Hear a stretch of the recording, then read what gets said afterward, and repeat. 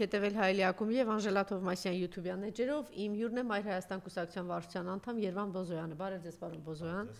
Շնորհակալ եմ հրավերն ընդունելու համար եւ այսպես 1-2 լուր ներկայացնեմ, անցնենք մեր թեմաներին։ Արամուսի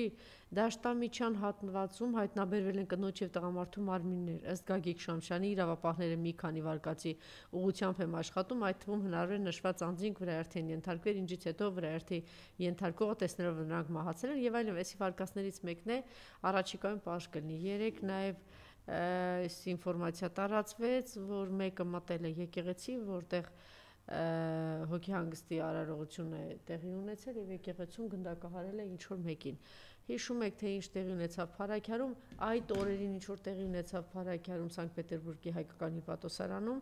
քանի օրվա մեջ էր, 3 օրվա մեջ 4 մահ եւ գնդակահարություններ։ Ինչ է տեղի ունենում եւ ինչի մեջ է երկիրը, սրա մասին խոսեք եւ կուզենայի, որ տեսեք մեզ մոտ ինչպես է, պարոն Բոզոյան, դեպքը լինում է, ողբերգությունը լինում է մեկ կամ երևի աշխարհից բոլոր երկրներում է 1-2 օր խոսում ենք դրա մասին, թեման փակվում է, մարդը կար, մարդը չկա, թեման փակվեց եւ գնաց։ Հիմա օրինակ Փարաքյարի օրինակն էլ, եթե Մարիամ հետևում ենք, ասենք այդ ուշադիր եղեք։ Հետևում ենք, տեսնում ենք, որ մարդը կար, մարդը չկա, արդեն իր մասին չենք էլ ուզում, բան չենք էլ խոսում, արդեն չկա այդ բանը, եւ էլ չեմ ասում, որ նույնը նաեւ Բորիսի մահը Սանկտ Պետերբուրգի հյուպատոսարանում, խնդրեմ։ Տեսեք, երբ որ կենտրոնական իշխանության, բարձրի վերստեղ, երբ որ կենտրոնական իշխանությունը բավականին թուլացած վիճակի մեջ է լինում, մեծանում է կրիմինալների վիճակը երկրում։ Այսինքն սա արդյունք է նրան, որ պետական կենտրոնական իշխանությունը բավականին թուլացած վիճակի մեջ է։ Իրենք պատրաստում են ընտրություններին, հերթական ընտրություններին գալիք տարվա հունիսին եւ իրենց ամբողջ ուշադրությունը գտնում է այն բանի մեջ, որ տեղական համակարգում ընդհանրապես իրենց այսպես ասած թիմը կարողանան կոնսոլիդացնել։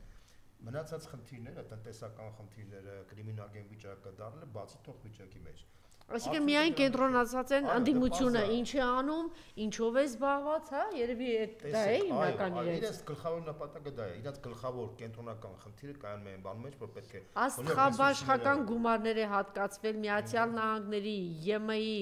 արտաքին պարտքի հաշվին, ինչ է հատկացվել ոստիկանությանը, ոստիկանական համակարգին, համալրվել է, չգիտեմ, բանակից ավելի ուժեղ են էլի դարձել ոստիկանական համակարգը։ Այնքան փող ունեն, որ ԵՄ-ի կամ Միացյալ Նահանգների փողը իրենց այդքան առանձնապես հետաքրքիր չի։ Նիկոլեն շատ փող ունի։ Իհարկե, տարեկան նույնից եմ ասում, իրենց օլիգարխիկ համակարգով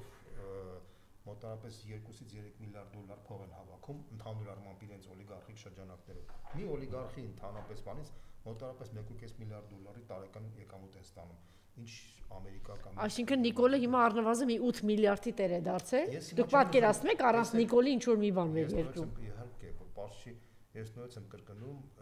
այս իշխանությունը պատրաստում է ընտրությունների,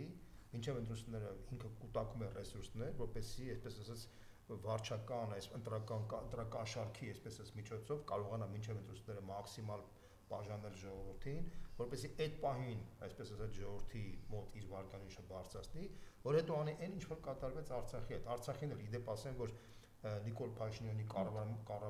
կառավարությունը Արցախին աջակցելու մասով ամենամեծ օգնություններ տալիս, համեմատած մյուս նախկին իշխանությունների հետ կապված։ Հետո ինչ կատարվեց, սա մոտավորապես ժողովրդական ասած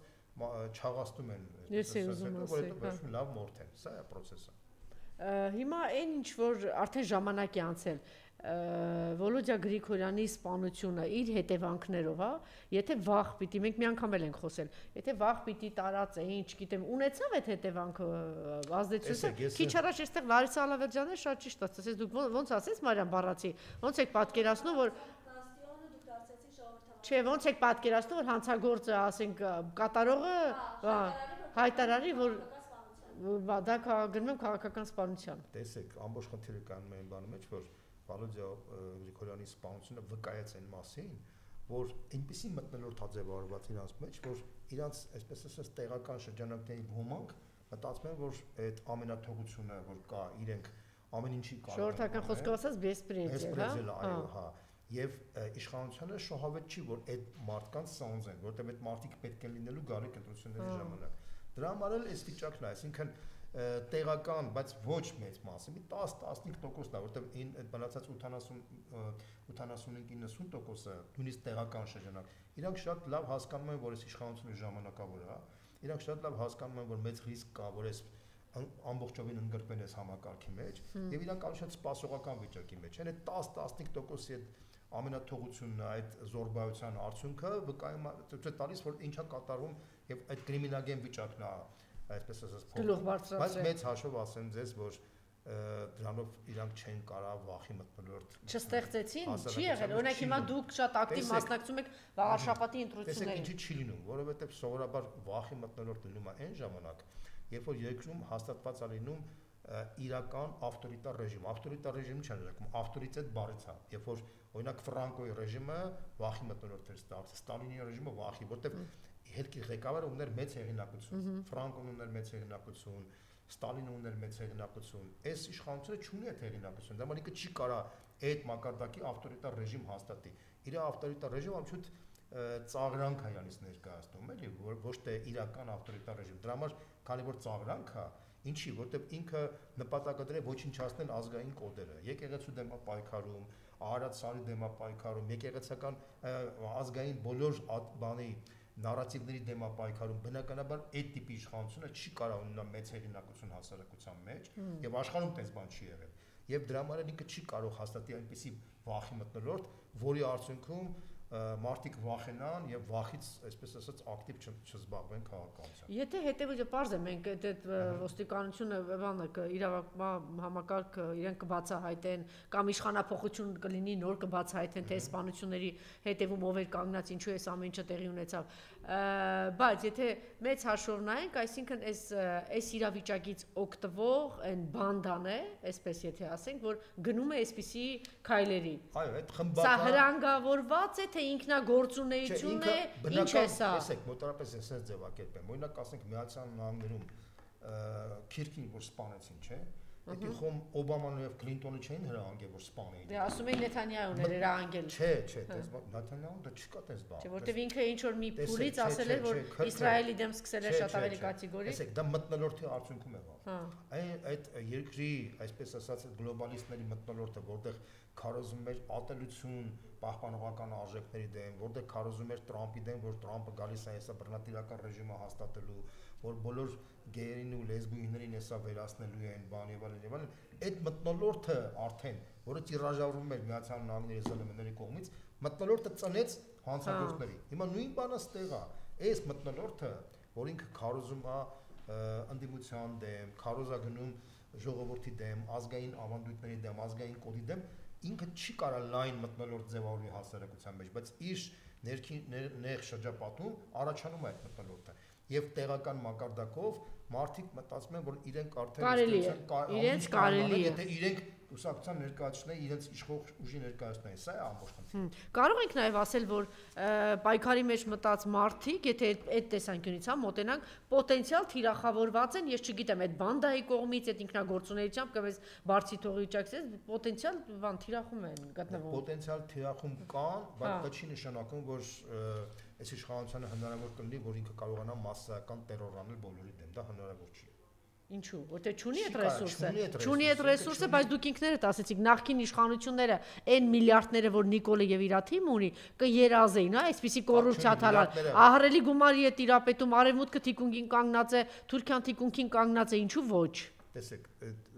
ինչքան էլ որ Թուրքիան կամ ինչ-որ այլ երկիր կանգնած լինի, այնուամենայնիվ ներքին միջավայրը պետք է ձևավորի այդ հնարավորությունը։ Ներքին միջավայրում այս իշխանությունը չունի այդ ռեսուրսը, որը կկարողանար թույլ կտալ իրան, որպեսզի ինքը մասսայական տերոր իրականացներ։ Դա չի կարող, օբյեկտիվորեն դա հնարավոր չի։ Նախ եւ առաջ արտաքին աշխարհում այդպիսի ռեժիմ հնարավոր չի ձևավորել, հատկապես այս տարածաշրջանում,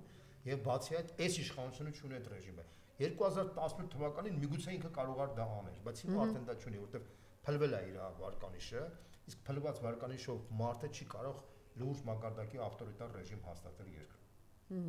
Շատ լավ, տեսեք ինքը ինչքան որ խոսում է, հիմա մենք մյուս թեմաներին կանցնենք,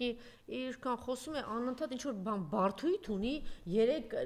առհասարակ մեր անկախության տարիների երրորդ հանրապետության հետ կապված ոնց որ բարդույթ ունի, ոնց որ երկրորդ նախագահը ասեց ինքը շատ լավ գիտակցում է, ենթագիտակցության Ֆրոյդի տեսությամբ, մոտեցավ, որ քանի որ ինքը գիտի իր ձեռքը արյան մեջ է, ողջ հանրապետությունը արյան մեջ է, հա, երրորդ հանրապետությունը թաթախել, դրա համար ուզում է ազատել չորրորդ հանրապետություն եւ սրա մասին եմ ուզում դուք խոսել եւ նաեւ ինքը անverջ այսպես ոնց որ թե իրեն չեն հանգստացնում, չի հանգստանում, որ լսում են 3 նախագահները, պարզ է 3 հաղթած, քառորյա պատերազմում հաղթած առհասարակ Ռոբերտ Քոչարյան ինքը հաղթանակի խորհրդանիշ է, հաղթանակ արձանագրած Լևոն Տեր-Պետրոսյանը, դա է խնդիրը, թե իսկապես այս երրորդ հանրապետությունից, ինչպես Ռոբերտ Քոչարյանն ասեց, արյան մեջ է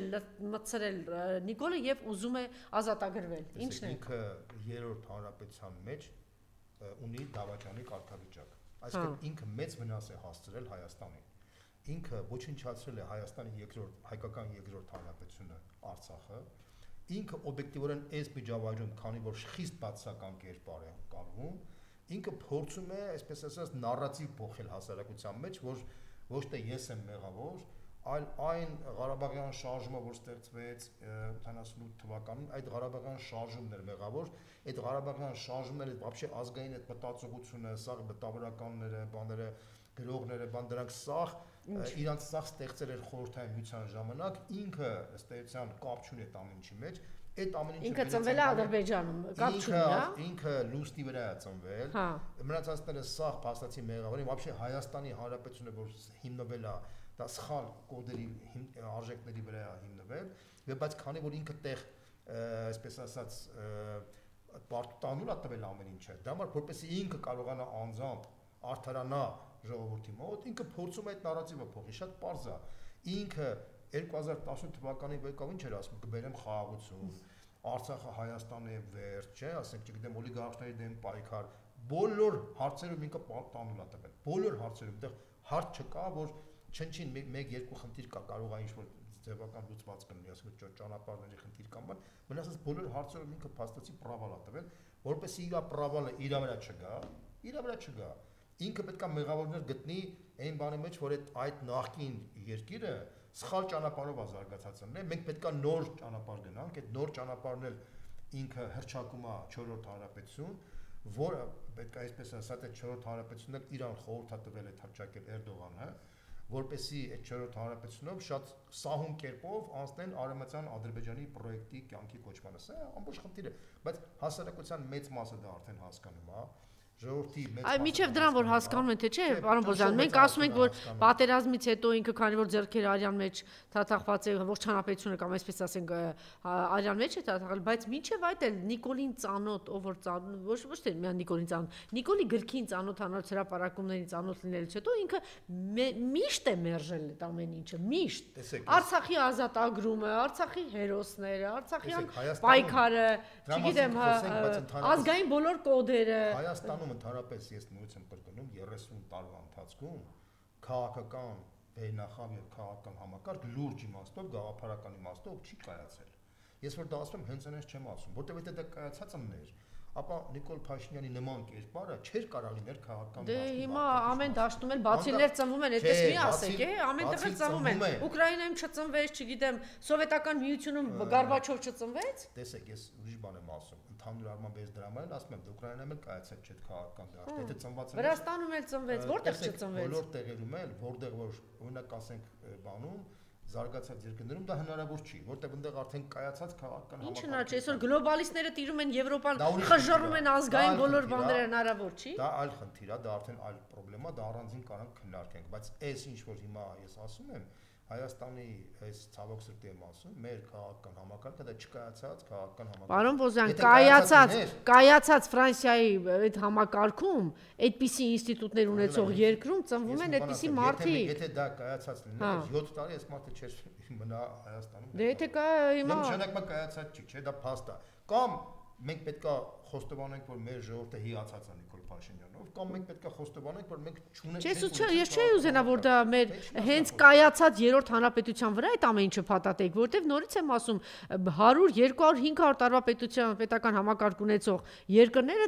այդ ողբերգության միջով անցնում են եւ կարող է հանդուրժեն անգամ 5 տարի, 10 տարի, 20 տարի։ Տեսեք, ռուսական կայսրությունը մի անգամ հեղափոխություն եղավ, որտեղ փթեց, չէ՞, բայց ինքը 100 բան մի քանի դար ապրեց, 17 թվականին փլվեց, չէ՞։ 17 թվականին եկավ խորհրդային կարգերը, 70 տարի ինքը փաստացի կայացավ, հետո փլվեց։ Հիմա եթե իրանց տեսեք, ես մի րոպե ասեմ, էլի տեսեք, հիմա ես փաստ եմ արձանագրում, փլվեց, այսինքն բայց 70 տարի կայացավ, հետո վերջում կաղապարվեց ու փլվեց։ Համաձայն եք։ Այսինքն ամեն մի երկիր ունի որոշակի իր զարգացման ցիկլը։ Այդ ցիկլում ինքը Չէ, եթե կարող էր Գորբաչովի նման դավաճանի չբերեին, ոնց որ Չինաստանում այդ համակարգը Դեն Սյաոպինի նման մեկը լիներ եւ այդ համակարգը կարողանար պայել։ Այնպես չէր, որ Չինաստանի համակարգը շատ ավելի բան էր Մաո Ցեդունի ժամանակ։ Հիմա էսի արդեն տեսական վեճ ենք տամ Չինաստանում։ Չէ, ես ուղղակի չէի ուզենա, որ մեր կայացած հանրապետությունը հրաշալի երկու հանրապետություն ունենք եւ ասենք ինքը չկայացած էր, այս բացիլը ծնվեց։ Այս բացիլը ամենտեղ կար, ուղղակի պետք էր երրորդ նախագահ համակարգը ուժեղ լիներ, այս բացիլին ժամանակը ճիշտ ժամանակին իր տեղը ցույց տա։ Ես ինչ եմ ասում, որ ընդհանուր առմամբ նույն Չինաստանը, այն Չինաստանը, որ հիմա կա, Մաո Ցեդունի Չինաստանը ֆունդամենտալ տարբերություն։ Այո, որտեղ Դեն Սյաոպին կար։ Դեն Սյաոպինը կարողացավ փոխել։ Հիմա եթե խորհրդային մեջ մի հատ Դեն Սյաոպին ուներ, էլի կփոխվի, բայց համակարգը ֆունդամենտալ կփոխվի։ Համակարգը փոխվել, բայց չէր մի ամբողջ կայսրություն չէր փլուզվի, կմնար այդ կայսրությունը։ Համակարգերի փոփոխության ձևի մասին, հեղափոխություն փլուզում, թե զարգացում։ Ես ուղղակի ուզում եմ այս խոսույթի տակ, պարոն Բոզյան, չէի ուզենա, որ մենք սենց անցնենք այդ մեր կայացած հրաշալի հանրապետություն, երկու հրաշալի կայացած հանրապետություն ունեինք։ Մենք լիարժեք կայացած համակարգեր ունենք, Նիկոլ Փաշինյանը չէր հայտնի։ Դե դժվար էր դիմադրել, չէ, եկեք թուլությունը, սխալներն ու սայթակումները երրորդ նախագահի, որ եւ այն թիմի, որ բերեցին Նիկոլին, եկեք այդ շատ չտարածենք մեր այս գեղեցիկ երկու հանրապետության վրա։ Դրա մասին խոսքը դրա մասին չի։ Ես ասում եմ հետեւյալն է, որ եթե մենք ունենայինք հիանալի կայացած համակարգեր, ապա Նիկոլ Փաշինյանի նման կերպարները չէին հայտնվի իշխանության մեջ, դա փաստ է։ Այսինքն այդ մարտիկ ինչ են հայտնվում, ինչի ասենք օրինակ, չգիտեմ, Մայդան լինում Ուկրաինայում, ինչա, չգիտեմ, Վրաստանում ասենք բան է Գամսա Խուրձիա գալիս կամ ինչի ասենք Էլչիբեյ գալի Ադրբեջանում, որովհետև այդ համակարգերը ճգնաժամի մեջ են հայտնվում, ճգնաժամի ժամանակ միշտ ճգնաժամում գալիս են ավանտյուրիստները։ Ավանտյուրիստները երբ են առաջ գալիս, երբ որ երկիրը ճգնաժամի մեջ է հայտնվեց։ Հիմա նույն ձեր ասած արևմտյան երկրները ճգնաժամի մեջ են հայտնված։ Դրա համար առաջ են գալիս նոր դեմքեր, բայց այնտեղ ավանտյուրիստներ չեն գալիս։ Այնտեղ գալիս են այսպես ասած համակարգակենտրոն նոր ուժեր, որոնք ուզում են փոխեն, որպեսզի այդ համակարգը չպայթի։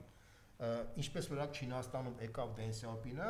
Չինաստանը չպայթեց, Չինաստանը ռեֆորմացիա արեց եւ այսօրվա Չինաստանը, որի հնան 40 անգամ ավելի մեծ է, քան Մաո Ցեդունի ժամանակվա Չինաստանը, 40 անգամ, հասկանում եք, չէ՞, թիվ եմ ասում ձեզ։ Դա լրիվ ուրիշ Չինաստան է։ Հիմա մեր սովետական միության ժամանակ եթե Գորբաչովի տեղը լիներ, չգիտեմ, Պուգաչով, օրինակ եմ ասում, հա, եւ եթե լիներ Դեն Սյաոպինի պես մարդ, խորհրդային միությունը փոխված կլիներ։ Միգուցե էլի փլվեր պետությունը, բայց այլ լոգիկա կգնար զարգացող, բայց ցավոք սրտի այդ բանը չեղավ։ Ինչ եմ ուզում ասեմ, որ իհարկե Հայաստանում էլ եթե լիներ, ասենք, օրինակ եմ ասում, լուրջ մակարդակի բարեփոխիչ, օրինակ ասենք Իվանիշվիլիի պես բարեփոխիչ լիներ, Հայաստանում էլ չէր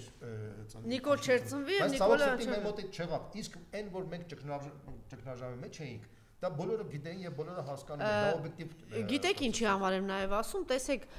անverջ այսպես մարդիկ, որ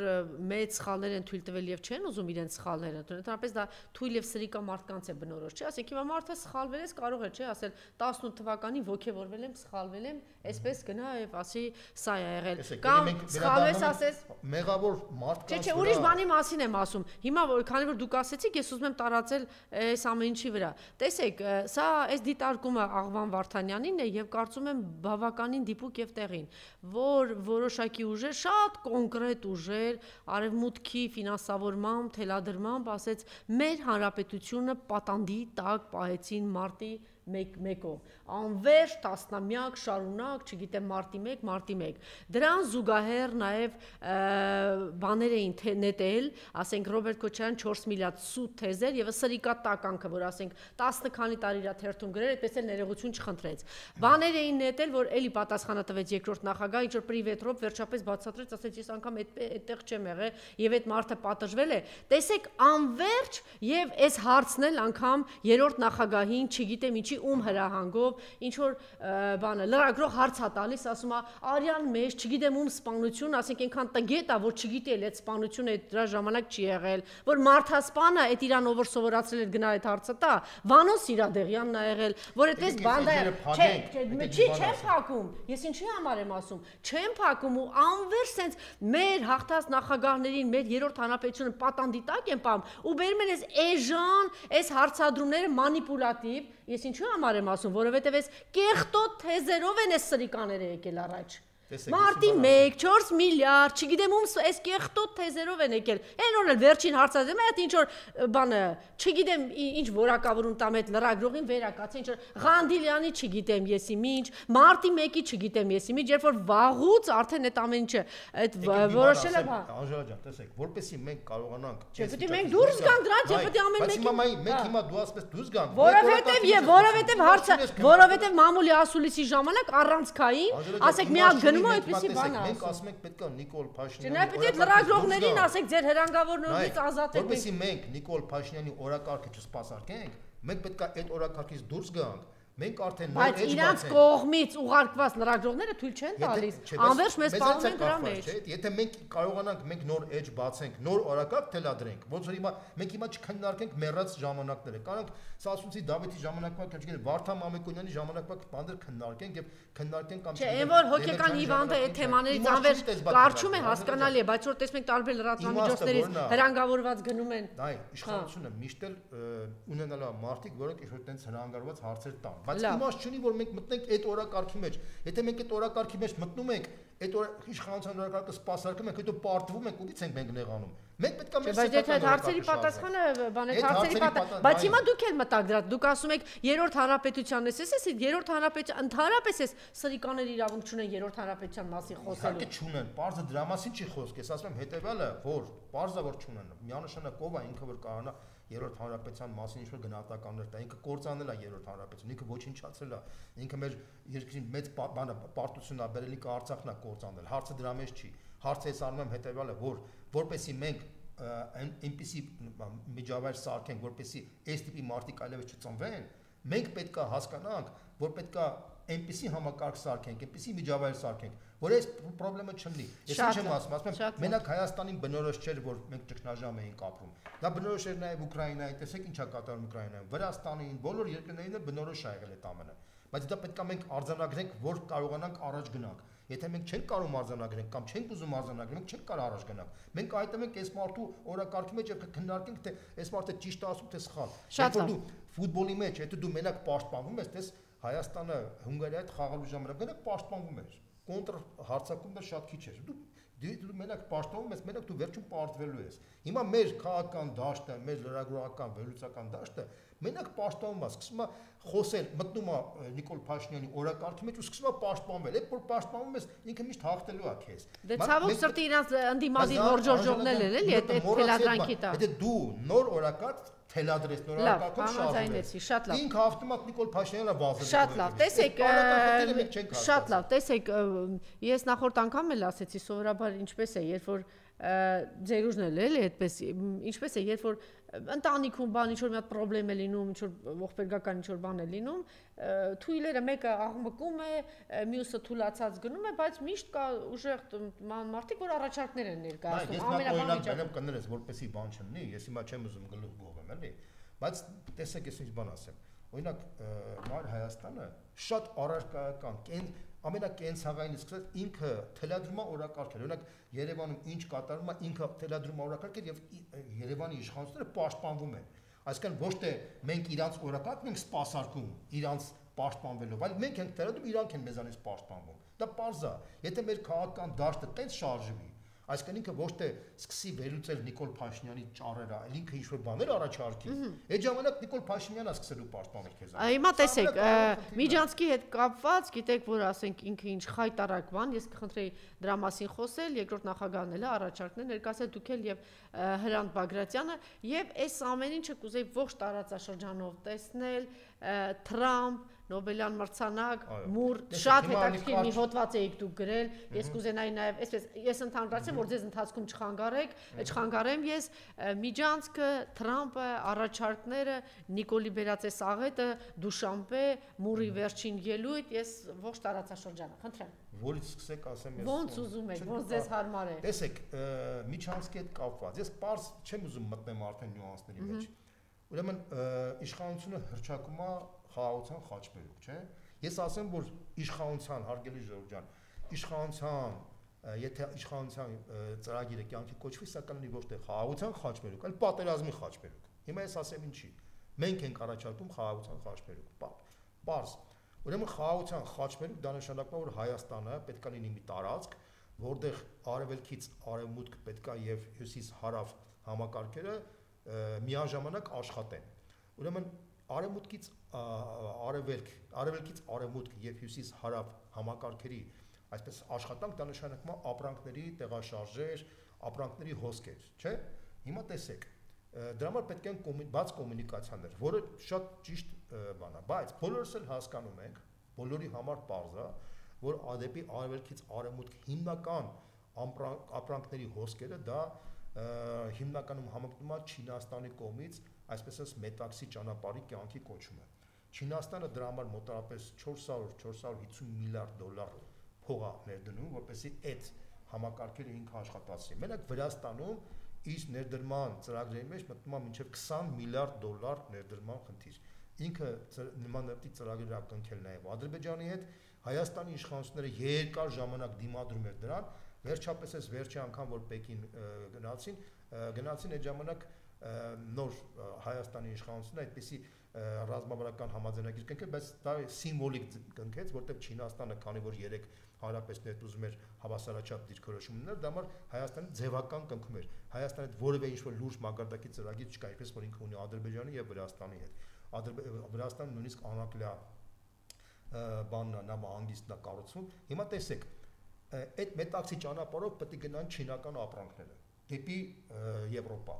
եւ չինական փորձագետների վերլուծության, եթե այդ վերջնականապես այդ համակարգը աշխատի, ապա չինական ապրանքների ինքնարժեքը մինչեւ 40%-ով կիշնի։ Այսինքն Չինաստանը շատ ավելի հզոր մրցակից կլինի եվրոպական շուկայում։ Դա շատ ֆունդամենտալ բան է։ Այս վերջերս գիտեք, որ Չինաստանը ինչ համաշխարհային որոշում կայացրեց, որի արդյունքում Թրամփը շոկ ապրեց եւ 100%-անոց մաքսատուրք հաստատեց չինական ապրանքների վրա, փաստացի Չինաստանը այս իր վերջին որոշումով, երբ որ ինքը փաստացի հայտարարեց, որ այն բաները մետաղները, մատերիալները, որոնք պետք է արտահանվեն Չինաստանից, այսպես ասած հատուկ, որոնք կարող են օգտագործվել ռազմաարդյունաբերական համալիրում պետք է ենթարկվեն, այսպես ասած Չինաստանի վերահսկողությունով, դա ֆունդամենտալ մեսիջ էր աշխարհին, որ աշխարհում ծնվում է նոր գերիշխող դիրք ունեցող,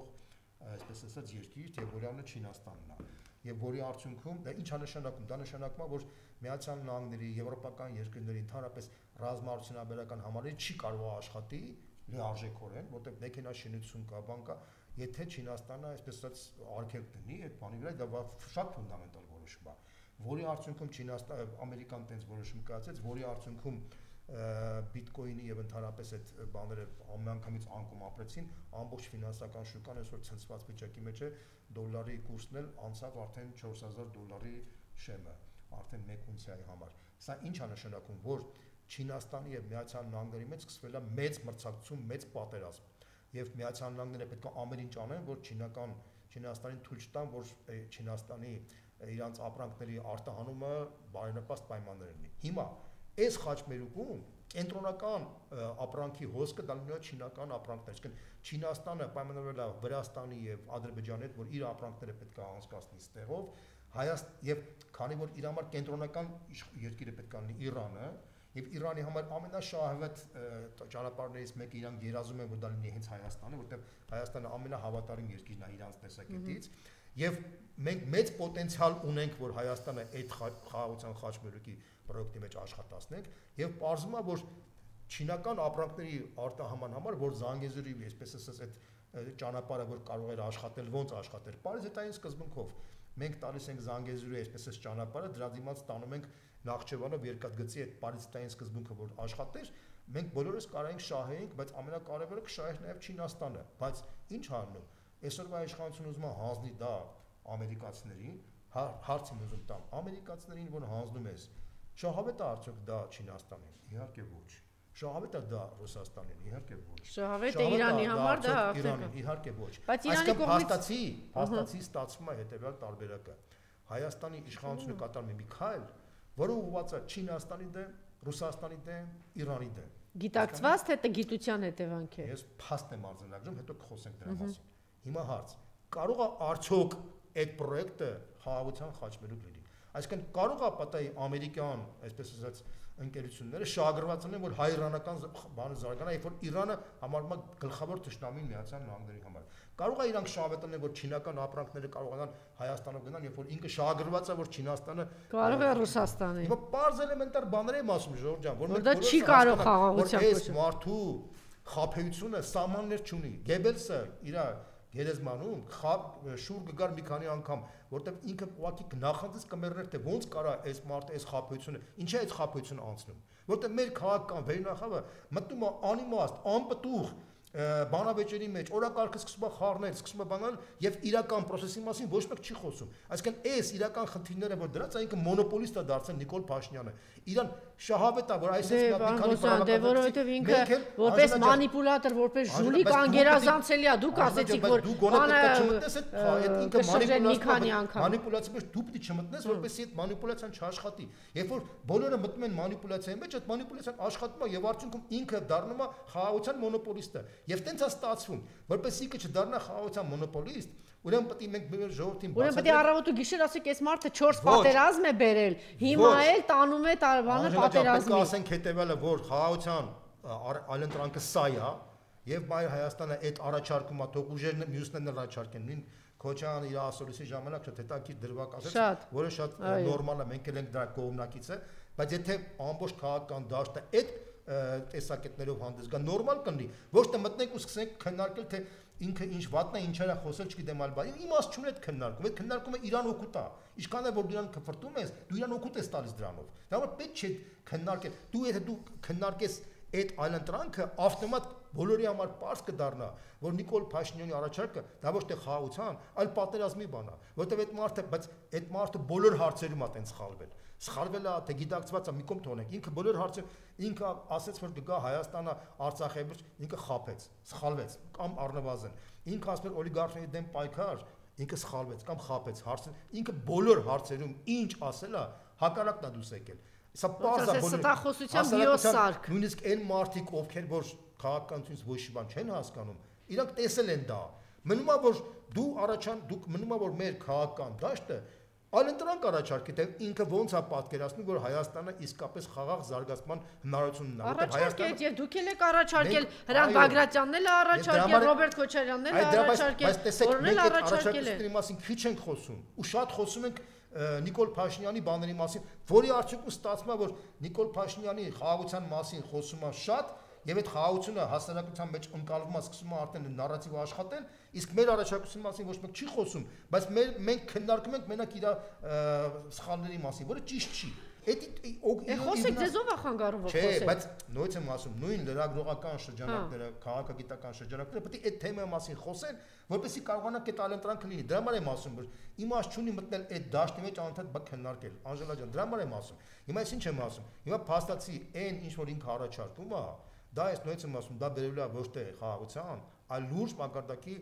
բախումնային process ազնելու, որովհետև այդ միջանցքը ըստ էության Հայաստանը ոչինչ չի շահելու, բացարձակապես ոչինչ չի շահելու, ոչ անվտանգություն երաշխիքել չի տալիս։ ըստ էության Միացյալ Նահանգները վկայի կարգավիճակ ունեն դրա մեջ։ Այսինքն, եթե դու Միացյալ Նահանգներում ես կնքում այդ ամբողջը, չի նշանակում, որ ինքը երաշխավորում է այդ։ Իհարկե ոչ։ Դա պարզապես վկայի կարգավիճակով, պարզապես դա Նիկոլ Փաշինյանին պետք էր, որպեսի հայ հասարակությանը հերթական անգամ մանիպուլացներ, որպեսի կարողանա ինքը թուղթը ստանա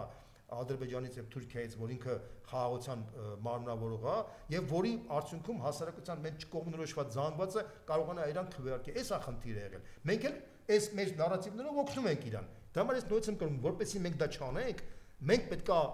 ասենք թե մենք ինչ ենք առաջարկում, ոնց պետքա դա աշխատի, ինչա դա նշանակում։ Իսկապես Հայաստանին պետքա խաղաղ զարգացման հայեցակարգ։ Իսկապես այդ խաղաղ հայեցակարգը կարևոր է մեր երկրում, որտեղ մենք շատ ծանր վիճակի մեջ ենք, բոլոր իմաստներով, բարոյահոգեբանական իմաստով, տնտեսական զարգացման իմաստով, մեր բանակն ջարդված, քանդված, մեր ռազմաարդյունաբերական համալիրը ոչնչացրել է այս մարդը, եւ որպեսզի մենք կարողանանք այս մեկ ժամանակ, երկար ժամանակ է պետք։ Երկար ժամանակի համար մենք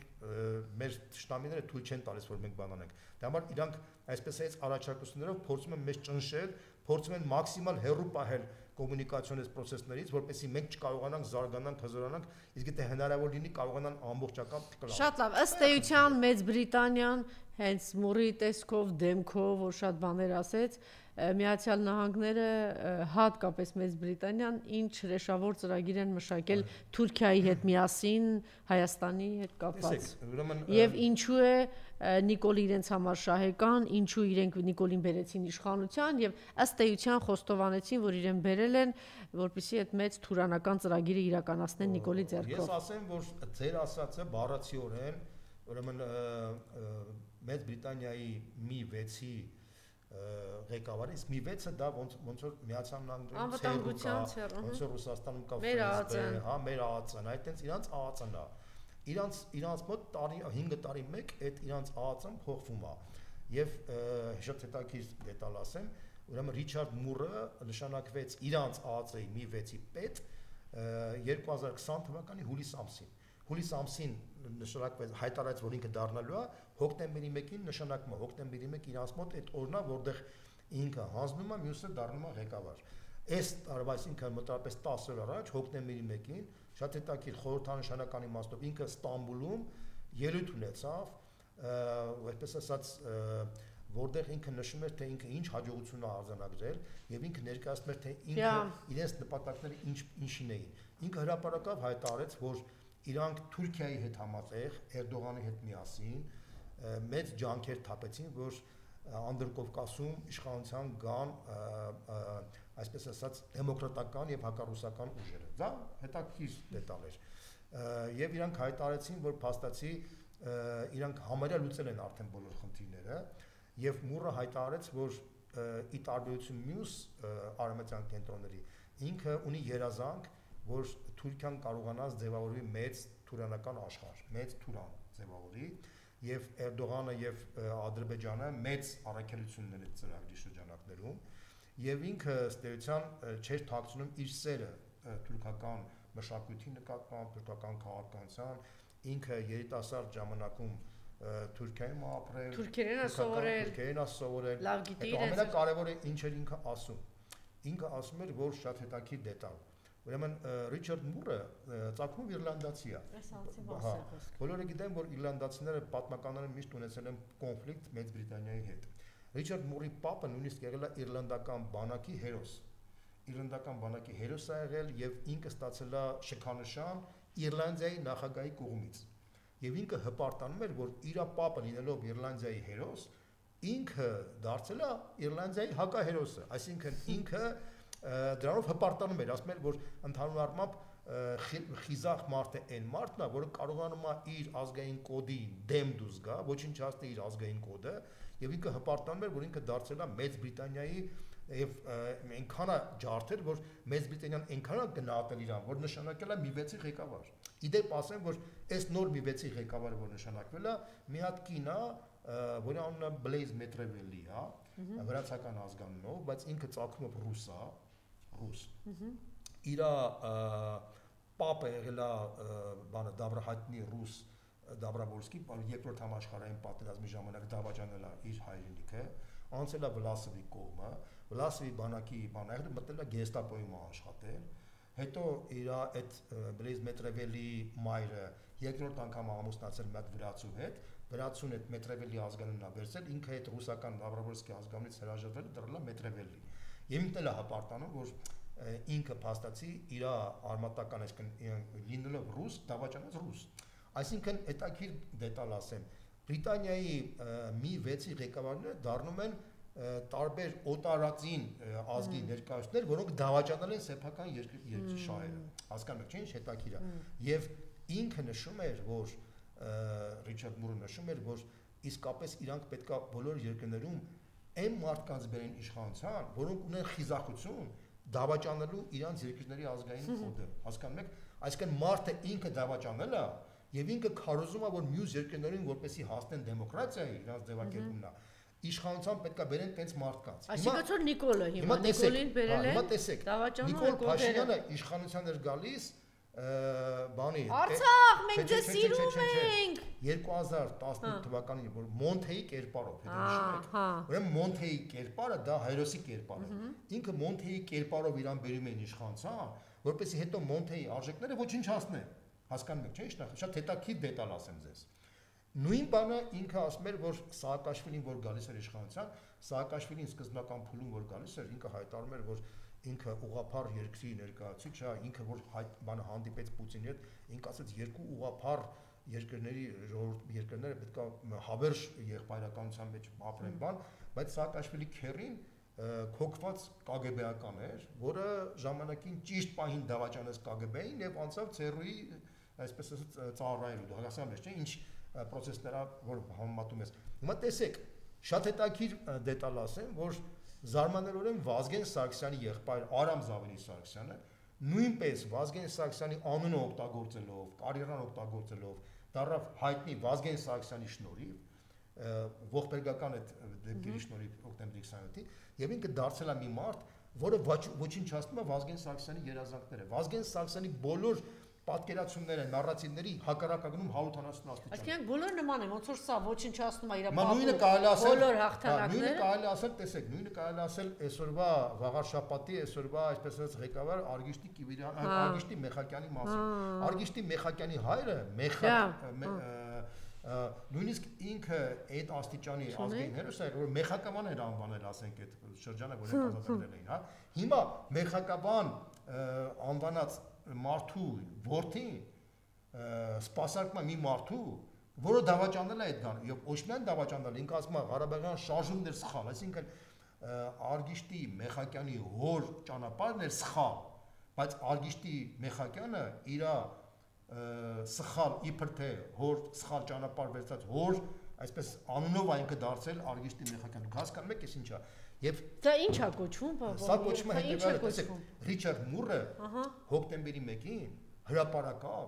հայտարարեց, որ իրանք հասել են հաջողության բոլոր իմաստները, որ բոլոր երկրներում իրանք իշխանության են բերում մարդկանց, ովքեր որ կարողանում են ունեին խիզախություն դավաճանելու իրանց պետություններին։ Նույնը կարելի ասել Զելենսկու մասին, որը եկավ Զելենսկին ինչ էր, Զելենսկին ինքը եկավ խաղաղության կարգավիճակով, խաղաղության բանով, չէ՞, Ուկրաինան գբերենք խաղաղություն, օլիգարխների դեմ պայքար բաներ կողմ, բերեց ամենախայտարակ պատերազմը, որի արդյունքում 1 միլիոն 600 ներողություն 1 ու ինչ օլիգարխներ ու միլիարդերներ ծնվեցին Ուկրաինայում այս պատերազմի եւ արյան վրա, այո, արյան վրա եկած օլիգարխներ, կամ այս մեր տականքները Արցախ հանձնելու արյան վրա ծնված օլիգարխներ են այս Հայաստանի Նիկոլի օլիգարխներն ու Անայի ելույթը եւ այդ բովանդակությունը վկայում են այն բասին, որ իրանք տիրաժավորել են այս մարդկանց նաեւ Հայաստանում, Վրաստանում, իրանք Թաչենարը մենակ Թուրքիայում եւ Ադրբեջանում, ընդ որում Թուրքիայում եւ Ադրբեջանում ինչու՞, ասեմ, շատ ամենահետաքրքիր բաներ։ Մուրը ասում էր, որ ինքը ուներ հակասություններ եւ կոնֆլիկտ մեկ ուրիշ գլոբալիստների հետ, որտեղ գլոբալիստները ինչ են ասում։ Գլոբալիստներն ասում են, որ մենք նմանատիպ մարդկանց պետք է բերենք բոլոր երկրներում։ Այսինքն Թուրքիայում եւ Ադրբեջանում պետք է բերեն իրանց Փաշինյաններին։ Անհայրենիք, պղծող, բայց Մուրը ասաց, որ ես կոնկրետ համարել եմ, որ թուրքական աշխարհում այդ մարդկանց պետք է չբերենք, որտեղ թուրքական աշխարհը մեզ պետք է, այստեղ պետք են ազգային գործիչներ։ Եվ դրանով ինքը պարտանում էր, որ ինքը պայքարում էր մյուս գլոբալիստների դեմ, որպես ինքը պաշտպանում էր Էրդողանին, որտեվ Էրդողանը չէին սիրում բոլոր գլոբալիստները, Էրդողանի դեմ էին բոլոր գլոբալիստները։ Ինչու որ հետո իրենց ձեռքով է Թուրանի ծրագիրը իրականացնել։ Մուրը ասում էր, որ ես այն գլոբալիստն եմ, որը համարում եմ, որ այդ այն օբշի գլոբալիզմից պետք է հանել մենակ Թուրքիան եւ թուրանական աշխարհի կոնցեպտը։ Այսինքն մարդը բացահայտ փաստացի հայտարարում է, բացահայտ է հայտարարում, որ ինքը աջակցել է Էրդողանի հետ միասին բոլոր ճակերտների մեջ ժողովրդավարական ուժերին տարածաշրջանի, որոնք պետք է զսպեին ռուսական իմպերիալիզմը, մարդը հայտարարում է, հասկանում ես ի՞նչն է խնդիրը։ Եվ ասում է, որ իմ եւ Էրդողանի մեջ մենակ երկու հարցում կա տարաձայնություն։ Պաղեստինի հարցում եւ Կիպրոսի հարցում։ Մենակ այս բոլոր հարցերում իրանք նույնն են։ Հասկանում ես ինչ անիշ։ Այսինքն սա ոնց ձևակերպեմ, դա ինքնախոստովանական ցուցմունք էր, բայց զարմանալին գտնել որ Մուրը փաստացի լինելով հատուկ ծառայությունների ղեկավար, ինքը հրապարակավ դա հայտարարեց, ենթադրում եմ, որ իր մոտ առաջացել էր նարցիսական մի հատ սինդրոմ, ցույց տալով որ ինքը այնքան մեծ գործ է արել, որպեսզի Մեծ Բրիտանիան եւ ընդհանրապես այդ շրջանակները իրան գնահատեն, թե ինքը ինչ մեծ դեր է ունեցել, որ փաստացի կարողացել է հասնել այն նպատակին, որ փաստացի Թուրքիան, որ Ռուսաստանը զիջում բանը հետ նահանջ է եղել արդեն մեր տարածաշրջանից, Թուրքիան արդեն ազդեցությունը շատ մեծացել է տարածաշրջանում եւ դա որպես այսպես ասած մեծ նշանակություն էր համարում։ Սա շատ հետաքրքիր։ Եվ Թուրքիայի ամեն ինչ իրեն կհանդուրժեն միջև թուրանական երկիրը լինի։ Ավելին կարամ ասեմ, Թուրքիայում առաջացավ սկանդալ։ Հետաքրքիր ինչի այդ սկանդալ առաջացավ։ Նախ եւ առաջ Թուրքիայի ընդդիմադիր շրջանակները ասացին, որ փաստացի Մուրը խոստովանեց, որ իրենք մինչև վերջ աջակցել են Էրդողանի իշխանությանը, նույնիսկ իմանալով, որ Էրդողանի իշխանությունը ավտորիտար իշխանություն է։ Դա իրանց համար դա շահավետ չի, հասկանում ես ի՞նչն է խնդիրը։ Երկրորդը Մուրը Ստամբուլից բացահայտ կոչ արեց ռուսական հասարակությանը, ռուսական այսպես կոչված դեմոկրատական ժողովին համագործակցել իրանց հետ։ Ասած մի 6-ը, բառացի եմ ասում, ասած մի 6-ը ժամանակակից հետախուզական կենտրոն է, մենք կոչ ենք անում ռուս դեմոկրատներ, դավաճաններ, համագործակցեք մեզ խիզախ, տեսեք, Բլեր Մետրավելին ձեզ վառ օրինակ ինքը ռուս է, տեսեք ռուս են նշանակել մի 6-ի ղեկավար այսօրվա, դավաճան ռուսի, որպեսզի ինքը կարողանա հիմա քարոզի, որպեսզի Ռուսաստանում, այսպես ասած, դավաճանական շարժում ձևավորվի, իրանք սպասարկեն Մեծ Բրիտանիայի շահերը, որպեսզի հեշտ լինի Պուտինի ռեժիմը տապալելու համար։ Դու հասկանում ես ինչ է նշանակում։ Որի արդյունքում նույնիսկ թուրքական փորձագետները մեծ մտահոգություն առաջացրեցին, որ ասեն, որ եթե Մուրը սենց բանով հայտարարում է, Ռուսաստանը կարող է պատահի մեծ հաշվով նյարդայանա։ Էս է խնդիրը։ Եվ Ռուսաստանում արդեն այդ Մուրի արձագանքը շատ լուրջ եղավ։ Ես չեմ ուզում շատ բաներ ասեմ, թե ինչ արեցին, բայց մի հատ քայլ արեցին ռուսները կոմունիստի ձեռքով Պետդումա մի հատ օրինագիծ բերեցին, որտեղ առաջարկվում էր ռուս-թուրքական այդ ղարսի պայմանագիրը չեղարկել։ Բայց ուղղակի դա ձևական քայլ էր, ես ենթադրում եմ դա Մուրի ելույթին պատասխան էր։ Այսինքն ինչ եմ ուզում ասեմ, սա process է, որ Հայաստանի քաղաքագիտական եւ փորձագիտական քաղաքական вообще քննարկում չեղավ։ Տեսեք, այս մարդիկ, որ ներգրավում են դրա մեջ, ինչն է շահագրգռողը, նույն Նիկոլը, միայն չասեք, որ իրենք այսպես բանը խաբվել եւ գնացել են Ռուբինյաններ, այս ամբողջ ԿՊ-ն, այսինքն այնտեղ շահագրգռիր բան պետք է լինի, ինչն է, փողն է, ինչն է, որ իրանք ներքաշվել են այս դավաճանական պլանի մեջ, հաստատ իրենք 1, 2, 3 հասկացել են, որ այս ամբողջ քայլերը իրենց ուղղված անելու ազգայինի դեմ, հայկականը ոչնչացնելու դեմ, եթե դա ոչնչացի, մեծ հաշվով Հայաստանի ոչնչացման դեմ, ոնց որ Արցախի։ Ինչով են շահագրգռել։ Շատ հարց եք տալիս, ուրեմն տեսեք ինչով են շահագրված եղել։ Ուրեմն սկզբնական փուլում այդ տիպի մարդկանց չեն ասում որ Նիկոլին, Ռուբինյանին, Ալենին, չգիտեմ դրանց։ Հարցին պատասխանում եմ։ Այդ մարդկանց խում չեն ասում դուք գալու եք ձեր ազգը դավաճանեք, բան, դες բան չեն ասում սկզբից։ Իրանք ասում են դուք գալու եք դեմոկրատիական հաստատություն եք հաստատելու օլիգարխների դեմ պայքարելու, դուք շատ լավ, շատ գեղեցիկ երազանքային մակարդակի ծրագրեր եք մշակել։ Սկզբնական փուլում տենց են ասում։ Ինչ եմ դա ասում, որովհետև այդ քննությունը հիմա կատարվում է Վրաստանում։ Վրաստանում շատ հետաքրքիր անալիզներ են արել իշխանությունները եւ ես մոտ ժամանակներս հրապարակելու եմ թե ինչ են արել նույն շրջանակները Սաակաշվիլիի թիմի հետ։ Ուրեմն սրանց քարոզում են այդ գաղափարները, հետո քարոզելուց հետո ասում են դե գիտեք հիմա պետք է գնաք անենց մի հատ քայլեր են խորհուրդ տալիս, որի արդյունքում իրանք ստացվի նենց որ Ղարաբաղում լինի պատերազմ։ Այսինքն նրանք չեն ասում դու գնա պատերազմը։ Իրանք ասում են դու ռիսկով սենց քայլեր, հա, հայտարարի որ Արցախը։ Այսինքն ներքաշում են մի բանի մեջ։ Այո, ներքաշում են մի բանի մեջ, որ պատերազմը իրանք պարտվեն, պարտության ժամանակ իրանք դառնում են իրենց գրպանը։ Տեսեք ինչ արեց, ինչ է ասում Իվանիշվիլիի թիմը, ասում է Սաակաշվիլին շատ հմուտ մակարդակով փոքրիկ քայլերի ճանապարհով Սաակաշվիլին բերեցին նրան, որ իրան համոզեցին ասեն որ դու մտնես հարավային Ռուսիա, մենք կպաշտպանենք քեզ։ Սաակաշվիլին կնես որ հիմար չէր որ մտներ չիմանալով որ իրան չեն պաշտպանելու։ Հասկանում ես, չէ՞, ի՞նչ է խնդիրը։ Ինքը մտավ եւ պարզվեց որ իրան ոչ ոք չի պաշտպանում։ Բայց մեր թյուրիմացությունը։ Ես նույնց եմ կրկնում, ուրեմն ես ես պնդում եմ,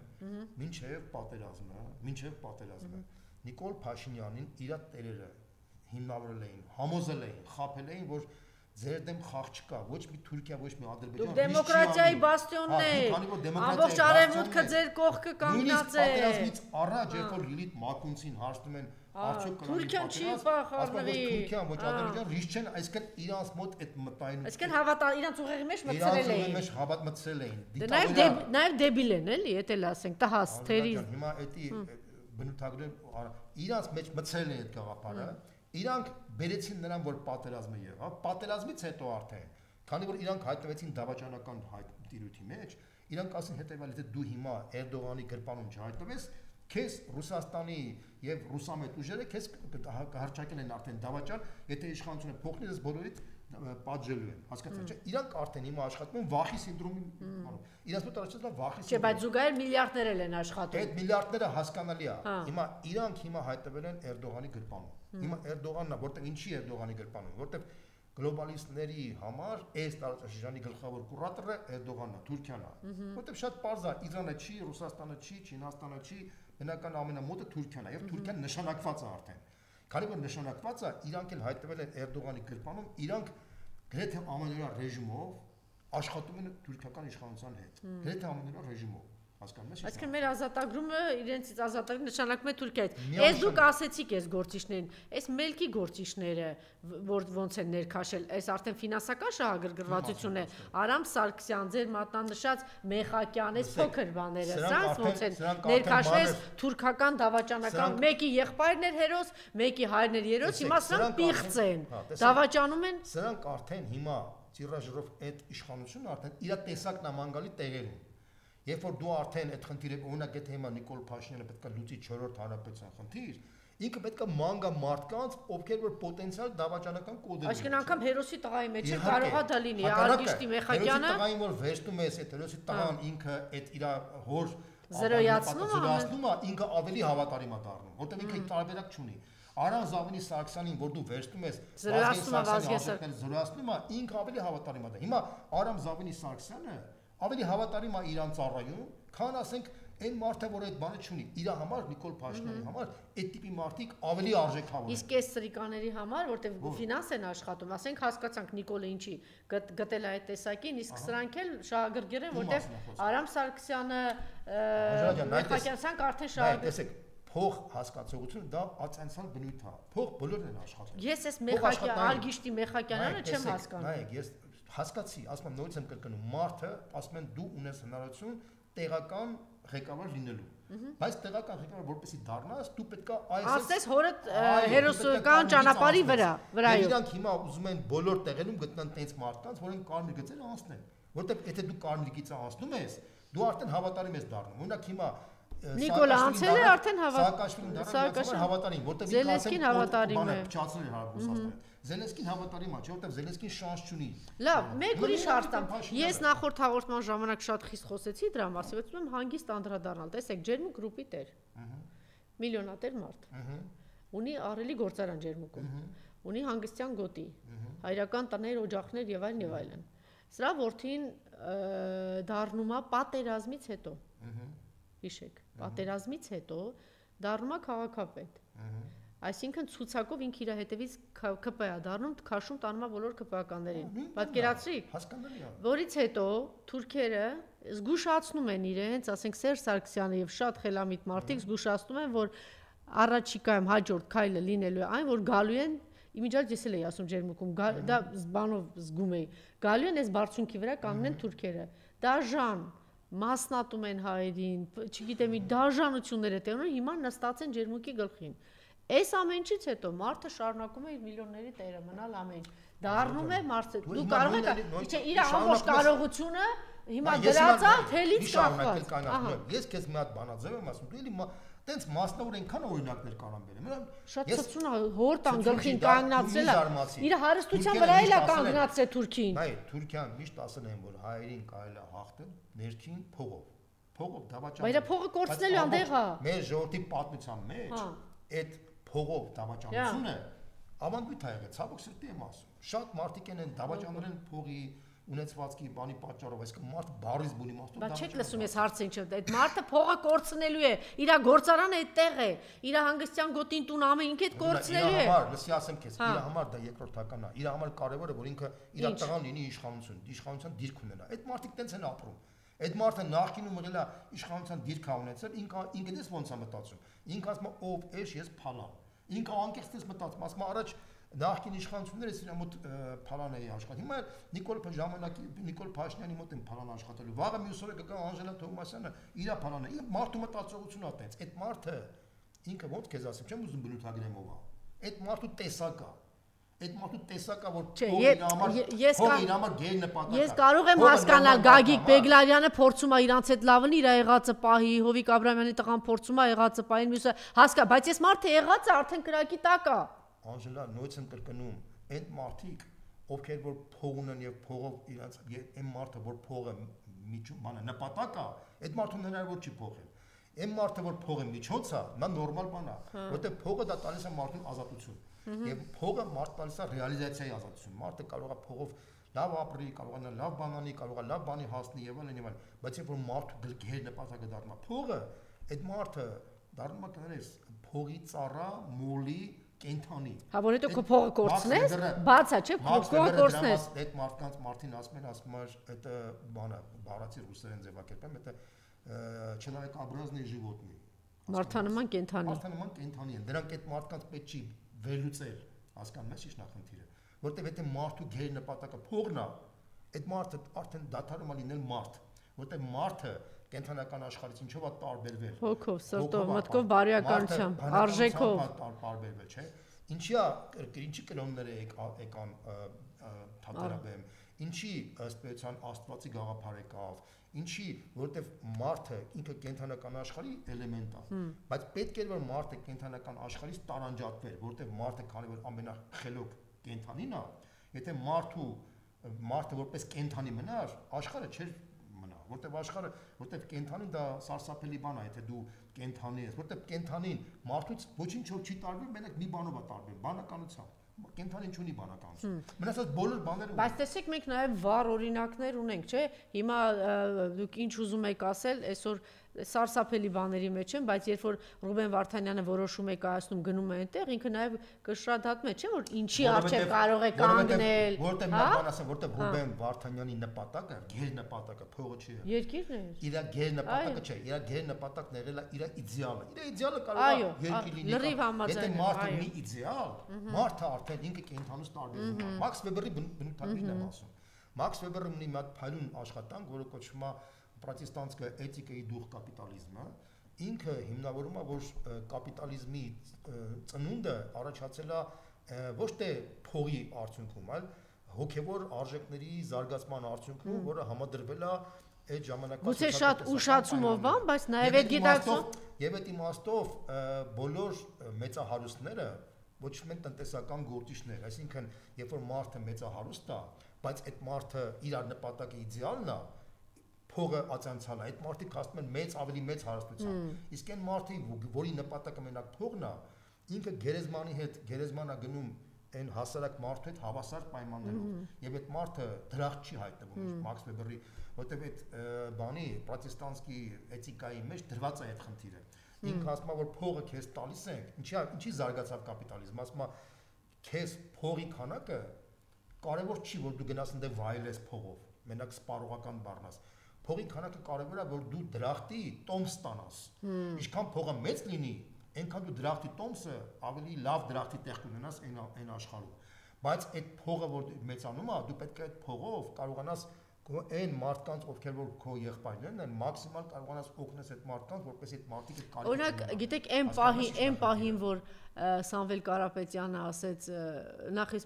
միշտ հարգանքով են վերաբերել, որ ինքը չի խոսել իր բարեգործության մասին, մեր ժողովուրդը չգիտի։ Ինքը չի խոսել, դուք մի անգամ շատ ճիշտ նկատեցիք, սխալ էր, պիտի այդ ամեն ինչը ներկայացվեր, ասել, սա տարածվում է նաև Ռոբերտ Քոչարյանի վրա, Ռոբերտ Քոչարյանի թիմի վրա, ունենալ այդպիսի նախագահ, այդ հաղթանակ տարած տնտեսությունը, շատ ես ամաչում եմ, որ Ռոբերտ Քոչարյանն ինքը խոսեց դրա մասին։ Այդ պիտի թիմը վաղուց արդեն ցանկացած հայի ուղեղում մտածներ, որ ցանկացած հայ ապրելով այս երկրում, Ռոբերտ Քոչարյանի ժամանակ 6.5-ից 7 անգամ հարստացել է, տնտեսությունը աճել է եւ ամենախաղաղ շրջանն ա եղել։ Գիտեք, եւ այդպիսին է նաև Սամվել Կարապետյանը, որ շատ լուր,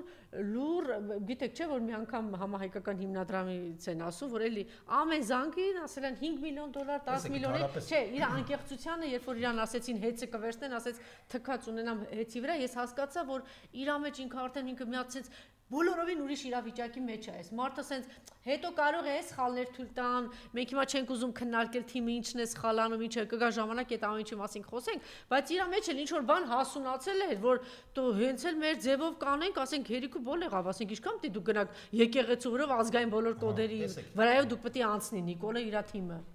Ես ինչ եմ ուզում վերադառնանք մեր խնդրին, իհարկե թարապես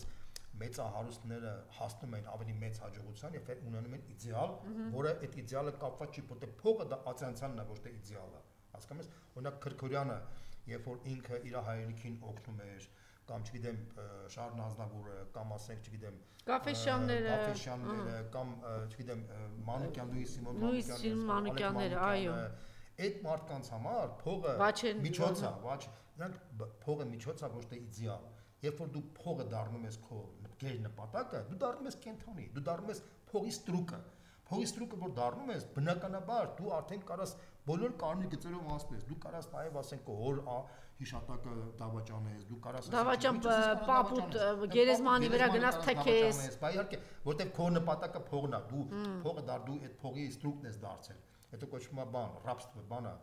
այդ փողի ստրկություն, դա կոչվում էլի։ Եվ այդ իմաստով Հայաստանում իսկապես բազմաթիվ նորմալ մեծահարուստներ կան, ասենք Սամվել Կարապետյանը, Գագիկ Ծառուկյանը, Քրքորյանը եւ մանարխը Ռուսաստանում կան, Սերգեյ Համբարձումյանը եւ շատ մարդիկ կան, որոնք իսկապես մեծ բարեգործական ծրագրեր Էլի լուր, ես գիտեք ինչքան բան է արել Սերգեյ Համբարձումյանը Հայաստանում, Արցախում, ոչ մեկ չգիտի դրա մասին։ Չի էլ թողնում ցույց տալիս, որ ինչ որ մեկը դրա մասին խոսի։ Արելա ջան, նույն Ծառուկյանի, ասենք, դերակատարությունը գյուղացիների հետ կապված այնքան մեծ ա եղել, որ ուղղակի դրա մասին հիմա ոչ մեկ շատ չի ասում, որովհետև արդեն ժամանակն անցել է կամ ես չեմ ուզում շատ բաների մասին ասեմ։ Նույնը կարելի ասել Սամվել Կարապետյանի մասին, Քրքորյանի մասին, Քրքորյանի այսպես ներ բանը լուման բավականին հետաքրքիր էր, բայց ինչ եմ ուզում ասեմ, որ ի վերջո, եթե մենք ունենանք նորմալ երկիր, եթե մենք ունենանք երկիր, որը կոնսոլիդացնի, ունենանք, մենք ունենալու ենք 100%, ես համոզված եմ դրա մեջ։ Շատ լավ, հաջորդ հարցը, ինչ տեղի ունեցավ Դուշանբեում։ Այդպես որ ասեմ, առանձնապես շատ լուրջ բան տեղի չունեցավ, ինչ նկատի ունեք, էլի, դա ասենք հերթական բանը հանդիպում էր ԱՊՀ երկրների ղեկավարների։ Այս հարցը տալիս եմ, ինչ վերաբերմունք էր Նիկոլի նկատմամբ եւ գլխավոր հարցից Պուտին-Ալիև հանդիպում, գիտենք շուրջ արդեն 7-8 ամիս է ինչ է տեղի ունենում Ռուսաստան-Ադրբեջան, այսպիսի լարվածություն, չգիտեմ, մեկ էլ երբ է եղել, արդյոք եղել է, չեմ հիշում այսպես, ինչ տեղի ունեցավ։ Ուրեմն ռուս-ադրբեջանական այս սրացումը եղավ 2004 թվականի 24 թվականի դեկտեմբերից, երբ որ տիկնատիրը կործանվեց ադրբեջանական, բայց բոլորը հասկանում էին, որ ադրբեջանցիների կողմից այդ արհեստական բնույթ էր, որ արհեստական սրացում գնաց, որից հետո գնաց, հիշում եք, մայիսի 9-ին, այս տարվա մայիսի 9-ին Ադրբեջանի ղեկավարը չգնաց Մոսկվա, հաղթանակին, երբ որ Պուտինը շատ էր խնդրում, փոխարենը մայիսի վերջում ինքը ընդունեց Ուկրաինայի արտգործնախարար Սիբիգային եւ համատեղ հուշագիր ստորագրեցին, որտեղ Ադրբեջանը պետք է աջակցեր ուկրաինական, այսպես ասած, բանակին, հա, այսպես նույնիսկ այս ձևակերպում, որի արդյունքում Ռուսաստանում արդեն առաջացավ այն խնդիրը, որ եթե Ադրբեջանը աջակցում է Ուկրաինային, եթե մենք Ռուսաստանում փաստացի դատապարտում ենք այն մարդկանց, ովքեր որ Ուկրաինան աջակցում են, Հիմա մենք Ադրբեջանին աջակցում ենք, ադրբեջանական համայնքին աջակցում ենք, սա այդ գումարը գնում այնտեղ, այնտեղ ես գնում մեզ սպանելու։ Այդ հարցադրումը շատ տրամաբանական էր եւ Ռուսաստանում սկսեց ուկրաինական, ադրբեջանական համայնքի ղեկավարների դեմ հարձակումներ։ Եվ ըստ էության գնաց բոլոր ուկրաինական, ադրբեջանական համայնքի այդ շրջանակների հանդեպ այդպես գնաց չեզոքացման process-ը, կրետ մարդկանց բաներն անում։ Այսինքն սա ակնհայտ հրահրվում էր Ադրբեջանի կողմից, որովհետև դրանից առաջ հիշում եք այն տերորը արդեն Ռուսաստանի իշխանությունների Չէ, սկզբի փուլը իրան, որովհետև դրանից առաջ տեսեք այդ ամբողջ տերորը բան որ տեղի ունեցավ, ագալարովների տարածքում էր, բայց ինչ ծածկա դպրոցի էր ռուսների կողմից։ Տեսեք, ընդհանրապես Ադրբեջանին այդ նույն Մուրը, Ռիչարդ Մուրը, այդ բաները շատ համոզում էին, ասում էին, որ դու այդ հիմա խիզախ լինես Ռուսաստանի դեմ եւ այլն, դու ավելի համարձակ քայլեր որ դիմես, մենք քեզ ավելի համարձակ կարանք աջակցենք։ Տես օրինակ մենք Ուկրաինային ոնց ենք աջակցում եւ այլն։ Բայց քանի որ կար Ղարաբաղ, Ադրբեջանը ռիսկ չէր անում։ Ղարաբաղը որ վերացավ արդեն բան չկա, լծակություններ արդեն Ռուսաստանը։ Ալիևի գլուխը պտտվեց։ Ալիևը մտածեց, որ եթե ինքը հիմա տենց համարձակ քայլեր անի Ռուսաստանի դեմ, ինքը կստանա մեծ աջակցություն արդեն արևմուտքի կողմից եւ այլն։ Ինքը այդ կուտը կերավ, որի արդյունքում ադրբեջանական այդ համայնքի բաները մեծ հարված ստացան Ռուսաստանի իշխանությունում եւ ավելի բարձրում շարունակվել են հարված ստանալ։ Ես համոզված եմ։ Այս հանդիպումը Պուտին-Ալիև։ Այս հանդիպումը ոչ մի բան չի փոխելու։ Պարզապես, այդ պարզապես ինչ կատարվեց։ Հետո որ արդեն հարվածները, հետո տեսավ Ադրբեջանը տեսավ, որ ինքը ոչ մի լծակ չունի, ադրբեջանական գյուղմթերքները փաստորեն կանգնեցվել էին, արդեն չէին վաճառում Ռուսաստանում, պոմիդորները, բաները փաստացի փթում էին արդեն Ադրբեջանում եւ առաջանում էր բավականին լուրջ դժգոհություն եւ Ադրբեջանի ղեկավարը հասկանալը որ այս կոնֆլիկտից ինքը ավելի շատ տուժում է քան շահում է եւ տեսնելով որ ինքը արևմուտքից ոչինչ չստացավ ոչ մի լուրջ աջակցություն չստացավ ադրբեջանական պոմիդորները չկարողացավ վաճառել Եվրոպայում կամ Ամերիկայում բայց ստացավ ինքը դրանից առաջ ստացավ Արցախ այս Զատուլինի այս ամեն ինչը կազմակերպվել է հատուկ Ադրբեջանի կողմից որպեսզի այս հատվածը օգտագործեն հարաբերություն չունենա Ռուսաստանի հետ Պուտինի հետ եւ կարողանա Թրամփի միջոցով այդ միջանցքը ստանալ իրենք առիթից օգտվեց եւ սա արհեստականորեն լարվածություն առաջ բերեց Ալիևը արևմուտքի հրամանով որպեսզի ստանա այս միջանցքը չի ստացել այդ միջանցքի միջանցքը ստացել է բայց դա հետ կապ չի ունեցել Ադրբեջանի ղեկավարը մի պահ ոնց որ Զելենսկին, ոնց որ Փաշինյանը, ոնց որ Սաակաշվիլին, դա հեշտ է, երբ որ դա մի պահ չէր, այդ փուլում ստացավ ինքը Զանգեզուրի միջանցքը Թրամփի խաղորությամբ։ Ինչ եմ ասում, ընդհանրապես, երբ որ մարդու ուսին սկսում են թփթփացնել, հատկապես ասենք լիդերներ են թփթփացում, Մակրոնը, չգիտեմ, Տրամփը կամ այլ Մերցը, որ սկսում ես դու ոտքերը կտրվել գետնից։ Մարդը սկսում է հուզվել, տենց հուզվել է Սաակաշվիլիի ժամանակին։ Տենց հուզվեց Նիկոլը Գորբաչովը հուզվեց, Գորբաչովը Ալիևին հուզվեց, ասեց որ տես երբ որ իմ բանին թփթփացնում են արդեն ես արդեն դառել եմ դեմոկրատական լիդեր, իսկ առաջ բռնատիրական ռեժիմ էր համարվում, համաձայնես։ Ինքը որ դառավ արդեն դեմոկրատական լիդերի կերպար ստացավ, որի հետ արդեն կարելի է համագործակցել, իր նավթը կարելի է գնել, գազը կարելի է։ Իմիջիայլոց մաքրվեց ինքը այդ ավտորիտար բռնակալի բանից Ալիևը։ Մաքրել ոչ մեկ ոչ հիշում է, ոչ խոսում է։ Այո։ Ինքը իրան թվաց որ հիմա էսա որ էսա Ռուսաստան ինքը արդեն մի հատ կարևոր մոմենտ էլ կար։ Ուրեմն ադրբեջանական մամուլում նշում էին որ Ալիևը ուզում է որ Պուտինը իրան տեսնի ոչ թե որպես Ադրբեջանի ղեկավար, այլ թուրքական 170 միլիոնոց թուրքական աշխարհի լիդերներից մեկը, երկրորդ լիդերը։ Դե Էրդողանը տվեց գլխին։ Հիմա տեսեք, չէ։ Ասեց վերենգի ես եմ Արցախը հաղթել։ Ես ինչ եմ ասում, դա ինքը այդ համենայնպես այդ փարասիրությունը ինքը ունի։ Բայց երբ որ տեսավ որ այդ փարասիրությունը, այդ երազանքները առ ոչինչ են, որովհետև դրանից տուժում է Ադրբեջանի տնտեսությունը, բանը ինքը սկսեց մանգալ բանը հանդիպումներ Պուտինի հետ։ Պուտինը արավարում էր իրան։ Այս վերջի հանդիպումը թախանձակին երկար խնդրանքների արդյունքում է։ Ինչ գիտեք, կա այդպես ինֆորմացիա։ Այո, ավելի կարող եմ ասեմ, հանդիպման ժամանակ Ալիևի ճառը վերցեք տեսեք, ասեց ես շատ շնորհակալ եմ պարոն Պուտին, որ դուք համաձայնվեցիք իմ հետ հանդիպել։ Շատ շնորհակալ եմ։ Ու մի քանի անգամ կրկնեց, ասեց որ ես շատ շնորհակալ եմ եւ ուրախ եմ, որ դուք իմ հետ հիմա համաձայնվել եք իմ հետ նստել խոսել։ Շատ ուրախ եմ, որ դուք հիմա իմ հետ որ տեսնես կտեսես իր հոր Հեյդար Ալիևի ճառը, որ դնում ես Բրեժնևի ճառի հետ այն ժամանակվա։ Իր ճառը, որ դնում ես Պուտինի հետ, շատ նման են դառնում իրար հետ։ Այսինքն Ալիևը նույնիսկ ցույց տվեց ինքը նույնիսկ պետք չի դա վերլուծել։ Ալիևի ճառը կարած տեսնես,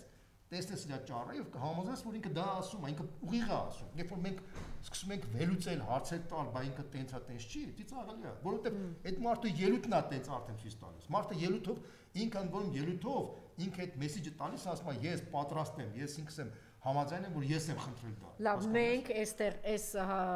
այս լարվածությունը որ կար, մենք ինչ որ բան կարող ենք այստեղ շահել եւ հիմա որ ինչ որ հարաբերություն է, դա սառույցը հալվեց, թե շուտ է ասել։ Ադրբեջան եւ Ռուսաստան եւ այս իրավիճակում մենք Ադրբեջանի եւ Ռուսաստանի միջև այդ երևացող սառույցը հալվեց։ Բայց տակի սառույցը չի հալվել, որովհետեւ տակի սառույցը չի հալվել ինչու, որովհետեւ Ադրբեջանը փաստացի ինքը հայտարարել է, որ ինքը պաշտպանում է Ուկրաինային։ Ինքը ստեյության բավականին գործնական քայլեր է կատարում։ Չէ, հետո նաև բարձեցի, որ բարեգործական այդ բանի տակ զենքը չգիտեմ ինչ է գնացել։ Բավական մակարդակի էներգետիկ համագործակցության մեջ բանված։ Ռուսները շատ լավ հասկանում են, պարզապես ռուսները ուզում են, որ գոնե երևացող մասով այդ կոնֆլիկտը էմոցիոնալ մակարդակով չլինի, բայց իրականում տակից իրանք հասկանում են, որ Ադրբեջանը պետք է ուրիշ ձևի խոսալ եւ դա ժամանակի ընթացքում լինելու է։ Բայց հարցը դրա մեջ հիմա դա մեր տեսակետից քանի դեռ այս մարդը իշխանության մեջ է, մենք ոչ մի օգուտ չենք ունենալու ոչ մի հարց։ Այսինքն իրան վռնդելու հարցը պետք է լինի -1 հարցը շատ լավ։ Այս մարդը կառավարվում է Էրդողանի կողմից։ Նիկոլը։ Հա, իհարկե, սա Էրդողանի իշխանությունն է Հայաստանում։ Բնականաբար այս իշխանությունից ոչ մի սпасել իմաստ չունի, ինչ էլ որ լինի, որտեղ այս մարդու կյանքի նպատակը փրկվելն է, կյանքի նպատակը գոյատևելն է, կյանքի նպատակը որ հանկարծ ինքը իշխանությունը չհանձնի։ Տեսեք, հիմա գալիս ենք վաղար շաբաթի ընտրություններին եւ շատ-շատերն են ասում, որ չգիտեմ ինչքանով է բան կհամաձայնեք թե ոչ, նաեւ այստեղ է որոշվելու հայ ժողովրդի ճակատագիրը, որտեղ շատ կարևոր է իրենք իրականում մենք առանձնազրույց ունեցանք, դուք էլ դրա մասին եք խոսում, որ արտնացումը նաև մի քանի բանով է պայմանավորված։ Նախ հասկացան, որ ստախոս սրիկաներ են, ոնց որ երկրորդ նախագահը ասեց, ստախոսության սա բիոսարք է, ինքը Նիկոլը, եւ մեծ թալանչիներ են, մեր հաղորդումներից մեկի ժամանակ դուք խոսեցիք ահռելի թալանի մասին Նիկոլի, բանդայի Նիկոլի թիմի 10 միլիարդի, ասում են նախկիները կերազեին շրջանառություն, թե ինչ թալանի մեջ են այս իշխանությունները եւ երրորդ ամենակարևոր բանը, որ ազգային են կարևոր կոդերին դիպչել են եւ կա արտնացում, այ պիտի հենց վաղար շաբաթից լինի, խնդրեմ։ Չնայած ես Գյումրիում էլ էի, վերջերս Գյումրիում էլ արդեն այդ գիտակցումը կա, որ ես խոսում էի, զրուցում էի, որ սա ասում են, չէ, սա թուրք է, եկել է ոչնչացնելու մեզ։ Ես sense ձևակերպեմ։ Վաղար շաբաթում Նիկոլը ինչ արել, շատ խորամանկություն արել, ինքը փաստացի Խոյ համայնքը միացել է Էջմիածնին,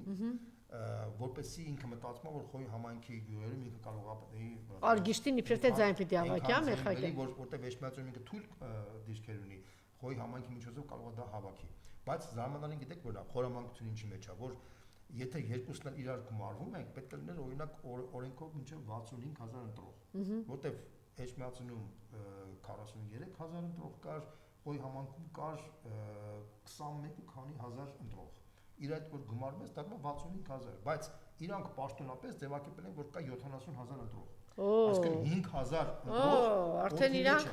այսինքն 5000 Բայց այդ հարցը պիտի հստակեցի, միջև ընտրություններ, որ այս արդեն սրանք մեռած հոգիներ ունեն Նիկոլե։ Այդ հարցը մենք բարձրացնում ենք, իրանք ձևակերպեն, որ դա մենք փախստականներ են եկել, բան եւ այլն, ու փախստականների Ղարաբաղից փախստականների, բայց մաքսիմում ինչ որ խոսում են, ասում են 2000-3000, բայց այն մնացած բանը, հետո այդ փախստականների քանակն էլ ոչ մեկ չգիտի թե ինչ աստիճան է, շատ մի հատ տեղա, որտեղ իրանք կարող մեծ մանիպուլյացիա անեն, հիմա ինչ է նշանակում այդ 5000-ը։ Իրանք 21 թվականին համախառը Խոյ համայնքից եւ Էջմիածնից ստացել են մաքսիմում 10000 ձեն։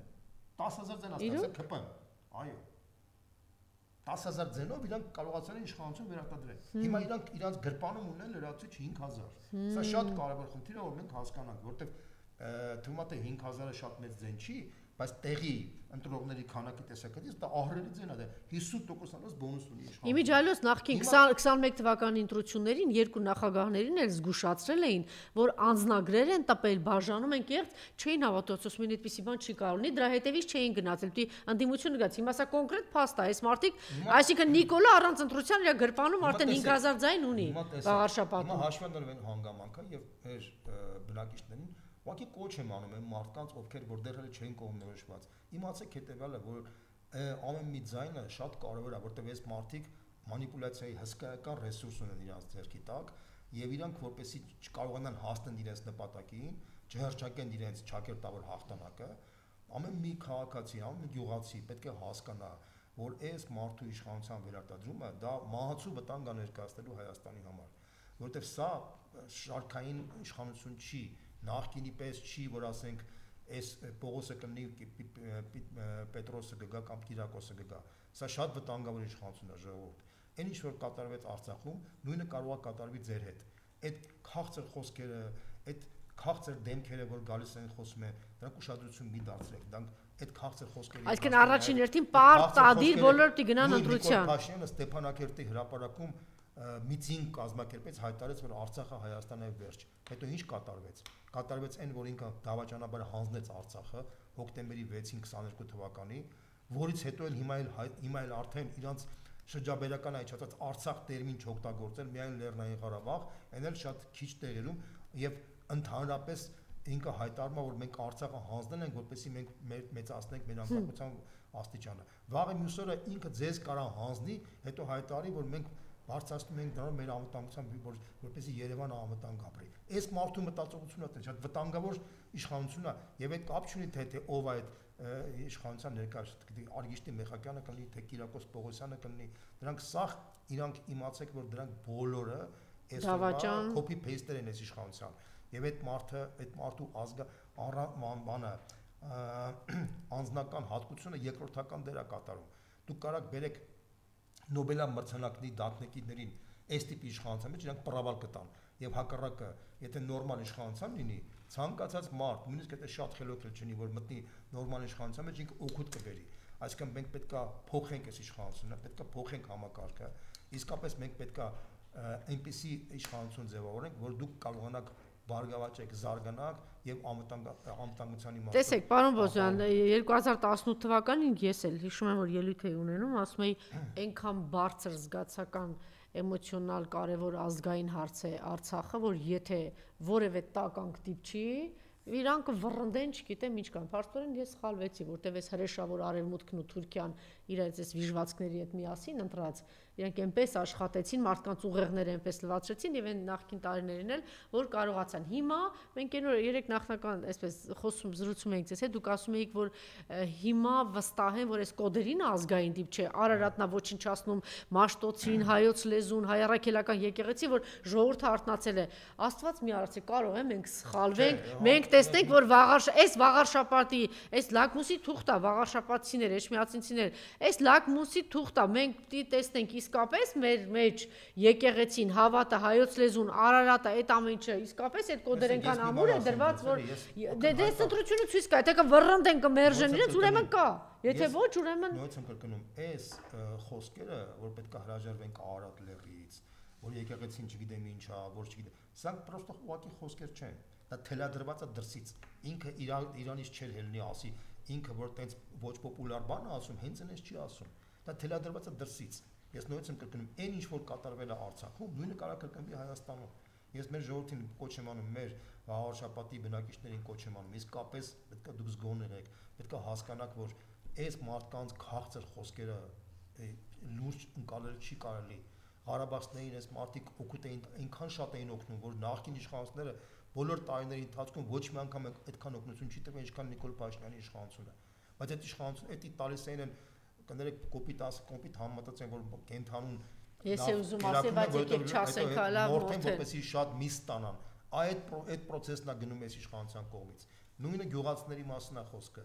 Իրանք բայց հետո տեսակ Ալենի ինչ ասեց Մարիամ դի տարվանից իրանք մյուս տարվա այդ ընտրություններից հետո իրանք գյուղացիների վրա այդ բանը իրանք ապրանքի իրացման NDS-ի ռեժիմը մտցնելու իրանք ամեն ինչ անելու են որ մարդիկ անտանելի վիճակի մեջ լինեն փոքր միջին բիզնեսի մասին ինչ էին խոսում ամենա երազանքներն էին առաջարկում բան հետո ինչ կատարվեց հարկերը բարձրացեցին եւ հիմա էլ հայտարարում են որ ընդհանրապես պետք է բանը բարձր շարժ հարկը ընդհանրապես վերացնել իսկ վստահ եք որ դա նշանակում է փոքր բիզնեսը ոչնչացնել դա է նշանակում վստահ եք որ այս մարդու ծրագիրը պետք է դիտարկել հետեւյալը որ ինքը տանում է երկրի դեպի 4-րդ հանրապետություն որպես անցումային փուլ որից հետո պետք է արդեն արևմտյան Ադրբեջանի լավ օրինակ բերեցիք ոնց որ Արցախում ասում էիք Արցախ մենք ձեզ սիրում ենք Արցախին տեսեք ինչքան փող արցախցիներ չգիտեմ ինչ հետո ինչ ասեցին հետո շրջափակման մեջ իրենց ջանքերով նաև շրջափակման մեջ գցեցին Արցախը սովի մատնեցին կրակի բերան տվեցին հետո կանգնեց ասեց ես բանին ինչը ասեց մենք այդ պատերազմին չենք խառնվում արցախցիներին մենակ թողեցին պայթեցրեցին ցեղասպանության ճանապարհին կանգնեցրեցին հետո էր կանգնեցին ասին կռվեիք ոնց որ էս բանը բարբաջում էր սա հիմա նույնն էլ ասենք չէ մենք պետք է զգուշացնենք որ հիմա էս միացրու թե ինչ էր ասում հանձնելուց հետո ալեն ինչ էր ասում եւ ով ասեց որ Էջմիածինը հանձնելուց հետո հայ ժողովրդի մնացած հատվածին ցեղասպանության բերան սովի կանգնեցնելուց հետո օրինակ սա նույն բանը չի մի հատ նայեք ինչ է ասում պետք է կռվել Սրիկային հələ հələ սրիկային Սրիկա Քանի ընտանիք ես պետք է կռվել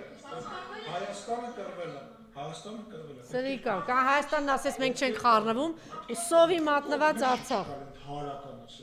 Լավ նյարդային համակարգ սա տեսնում եմ ձայնել հետը սիրտս խառնում է անջատի սրում հա խնդրեմ Բայց կներեք մի բան ասեմ Հիմա Դու կասկածում ես որ հայությունը ինքը որ ասում է պետք է կռվել չէ բայց Նիկոլ Փաշինյանը հիմա հայտարարում է որ ընդհանրապես Ղարաբաղյան շարժումն էր սխալ եւ вообще ինչ գործուններ հայ զինվորը օտար տարածքում որպես ինքը կարողանար կռվել այսինքն այս մարդկանց ուղեղների մեջ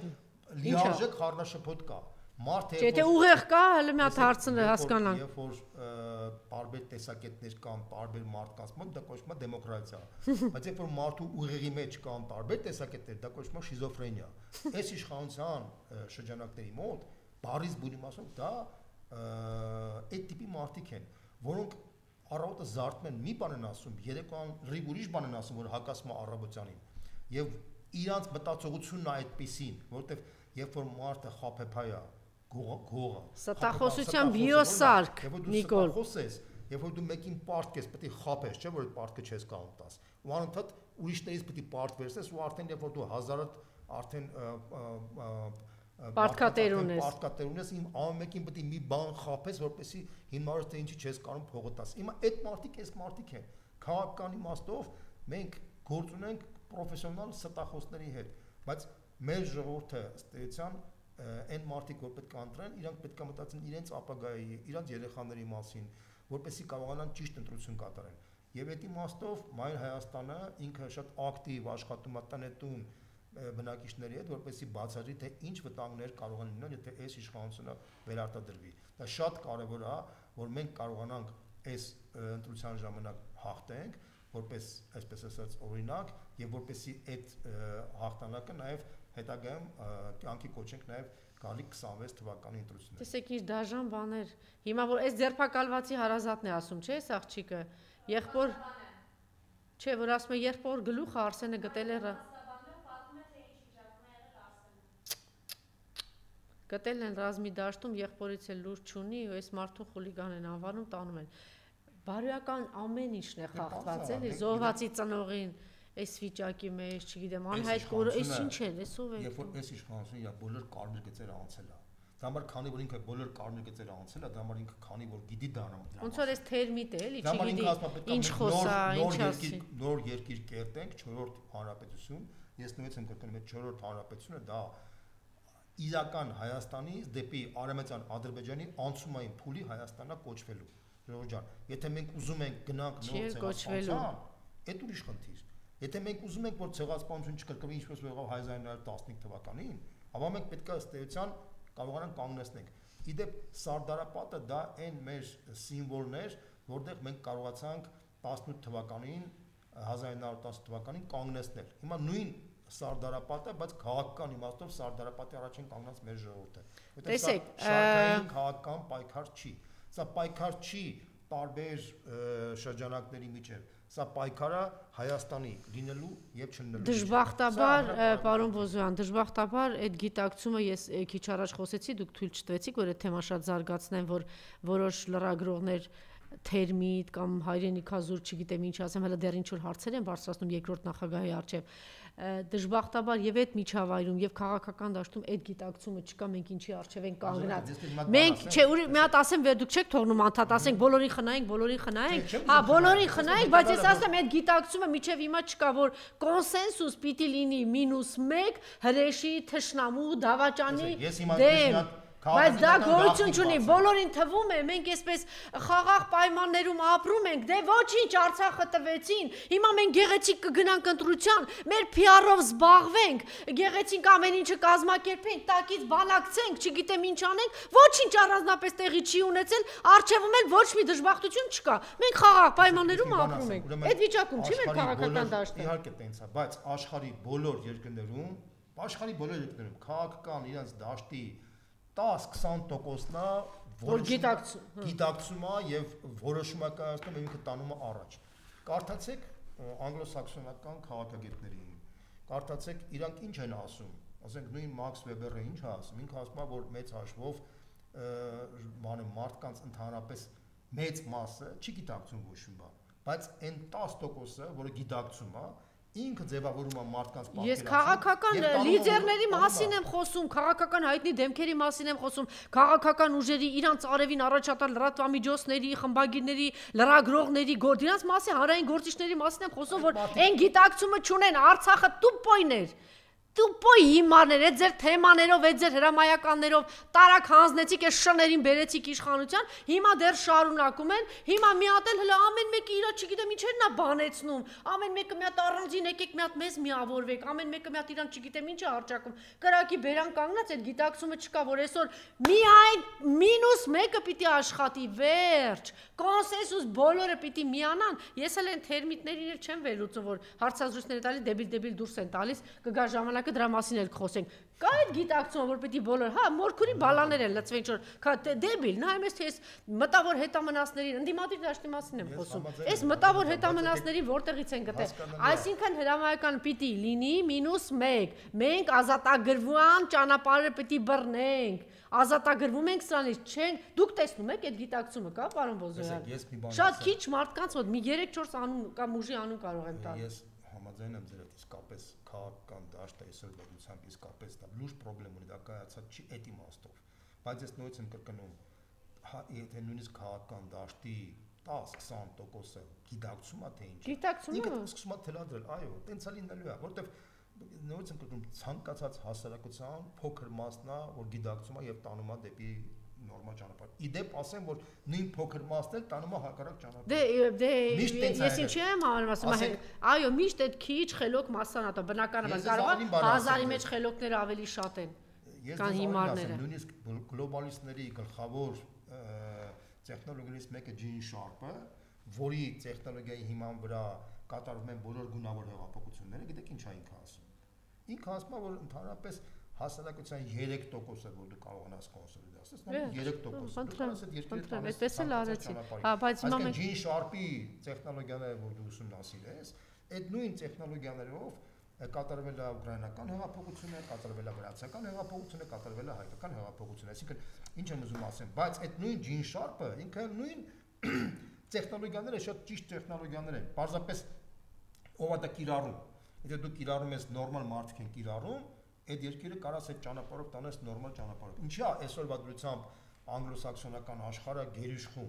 որտեղ իրանց մոտ այդ մեթոդիկական մոտեցումը կա, իրանք ինչ են ասում, նույն Մաքս Վեբերի բանի մեջ դրած է, չէ՞։ Ավարտենք արդեն, հա։ Կալվինիստական կոնցեպտի մեջ դրած է այսպես, բանը հավատքի սիմվոլի մեջ դրած է հետևյալը, որ մարդիկ ծնվում են երկու տեսակի մարդ, որ կա մարդկային կերպար ունեցող անասուններ են, եւ մարդիկ են կարող որ մարդ են, բայց այդ անասունը որ անասունն է, ինքը իրավունք ունի որոշում կայացնելու թելադրի, ինքը պետք է ենթարկվի այն մարդկանց, որոնք անասուն չեն, մարդ են։ Այդ մարդկանց քանակը ճնշող փոքրամասնություն, դա հասկանալի է, որ եւ ինքը իմ կռիվ այդ փոքրամասնության դեմ է, որ այսօր փոքրամասնությունը չգիտակցում, մենք ինչի մեջ ենք։ Դրա համար էլ ասենք այդ բրիտանական իմպերիան երկար ժամանակ ինքը դարձել էր թիվ 1 իմպերիա։ Նույնը հետո դարավ Միացյալ Նահանգները։ Դուք չեք ընդունում, որ մեր հենց այդ փոքր ասած զանգված այդ բարձր գիտակցություն ունեցող հատվածն անգամ չի հասկացել ինչ է տեղի ունեցել 18-ից հետո, ինչ է մեզ է տեղի ունեցել 20-ից հետո, ինչ է մեզ է տեղի ունեցել 21-ից հետո։ Ես խոսում եմ այն փոքր ձեր ասած ընտրյալ, չգիտեմ ինչ քաղաքական, դուք լսում եք, հետևում եք, տեսնում եք, չէ՞։ Բայց քո այո, բայց քո լրագրողների մեծ մասը իրանք ապրում են կենցաղային կյանքով, իրանց համար թքած ունեն, թե ում են կառավարում։ Դա կլինի Տեր-Պետրոսյանը, Վաղ Էրդողանը կտա փողը կտա ոչինչ, հա։ Նիկոլ Փաշինյանը, Էրդողանը։ Իրանց համար իրանց համար կարևորը իրանց թղթի կտորն է։ Լավ, դուք ճիշտ ասեցիք, եթե դա տարածում է լրատվամիջոցների նման, դա տարածում է լրատվամիջոցների նման, դա տարածում է նաև քաղաքական ուժերի, մի բան թռցնենք, մի բան թռցնել, այսինքն նայում ես, ասենք փոխանակ մտածի Աստվածի մեզ է խելոք, գնամ միանամ, ինչ կարող եմ անել, այս փուլում, սա մի բան թռցնենք, մենք էլ սենց, դե հա, սա է, ցավոք սրտի սա է, բայց այնպես չի որ մենք դրա մասին չենք խոսելու, մենք չենք խոսում դրա մասին, որտեղ փորձում ենք ամեն ինչ անել, որ աշխատի -1-ը, այսինքն այդ կոնսոլիդացիան լինի, վերջապես բոլորը գիտակցեն, որ ոչ թե սա է ուժեղը, սա է հպարտը, սա է չգիտեմ ինչ է։ Քանի որ հասարակության մեջ դա արդեն այդ պահանջը կա, դա միանշանակ այդ պահանջը կյանքի կոչվելու է, որովհետև ինչքան էլ որ դու ասես, որ այդ քո քաղաքական դաշտը անկատար է, լրագրողական դաշտը անկատար է, որ ճիշտ ես ասում։ Ես միանշանակ ընդունում եմ, ճիշտ ես ասում, բայց X պահը որ գալիս է, իրանք սա այն բանը այդ Ոնց է վիժվածքը 2 տարի գնացել է Նիկոլին ծառայել է, դարձել է լրատվական, եսի ինչի, ինչ, այն հովիկը գնացել մի վիժվածքը գնացել է ծառայել է այս դավաճան սրիկա турքին, հետո դարձնում են դրան թոփ, չես հասկանում։ Այդ ամեն ինչը սա հիմա փրփուրի պես հիմա ասենց կմաքրվի։ Միանշանակ մաքրվելու է, X պահը որ գալիս է, այնց է մաքրվելու, ուղղակի շշպելու ես դե։ Ես նույնպես եմ ասում, սա օրինաչափություն է, բոլոր երկրներում այդ բանը կա, այդ փրփուրը կա, այդ փրփուրը բոլոր տեղերում կա, փրփուրը միանգամից վերանում է, երբ որ ճակատագրական որոշումներ կայացվում։ Շնորհակալություն։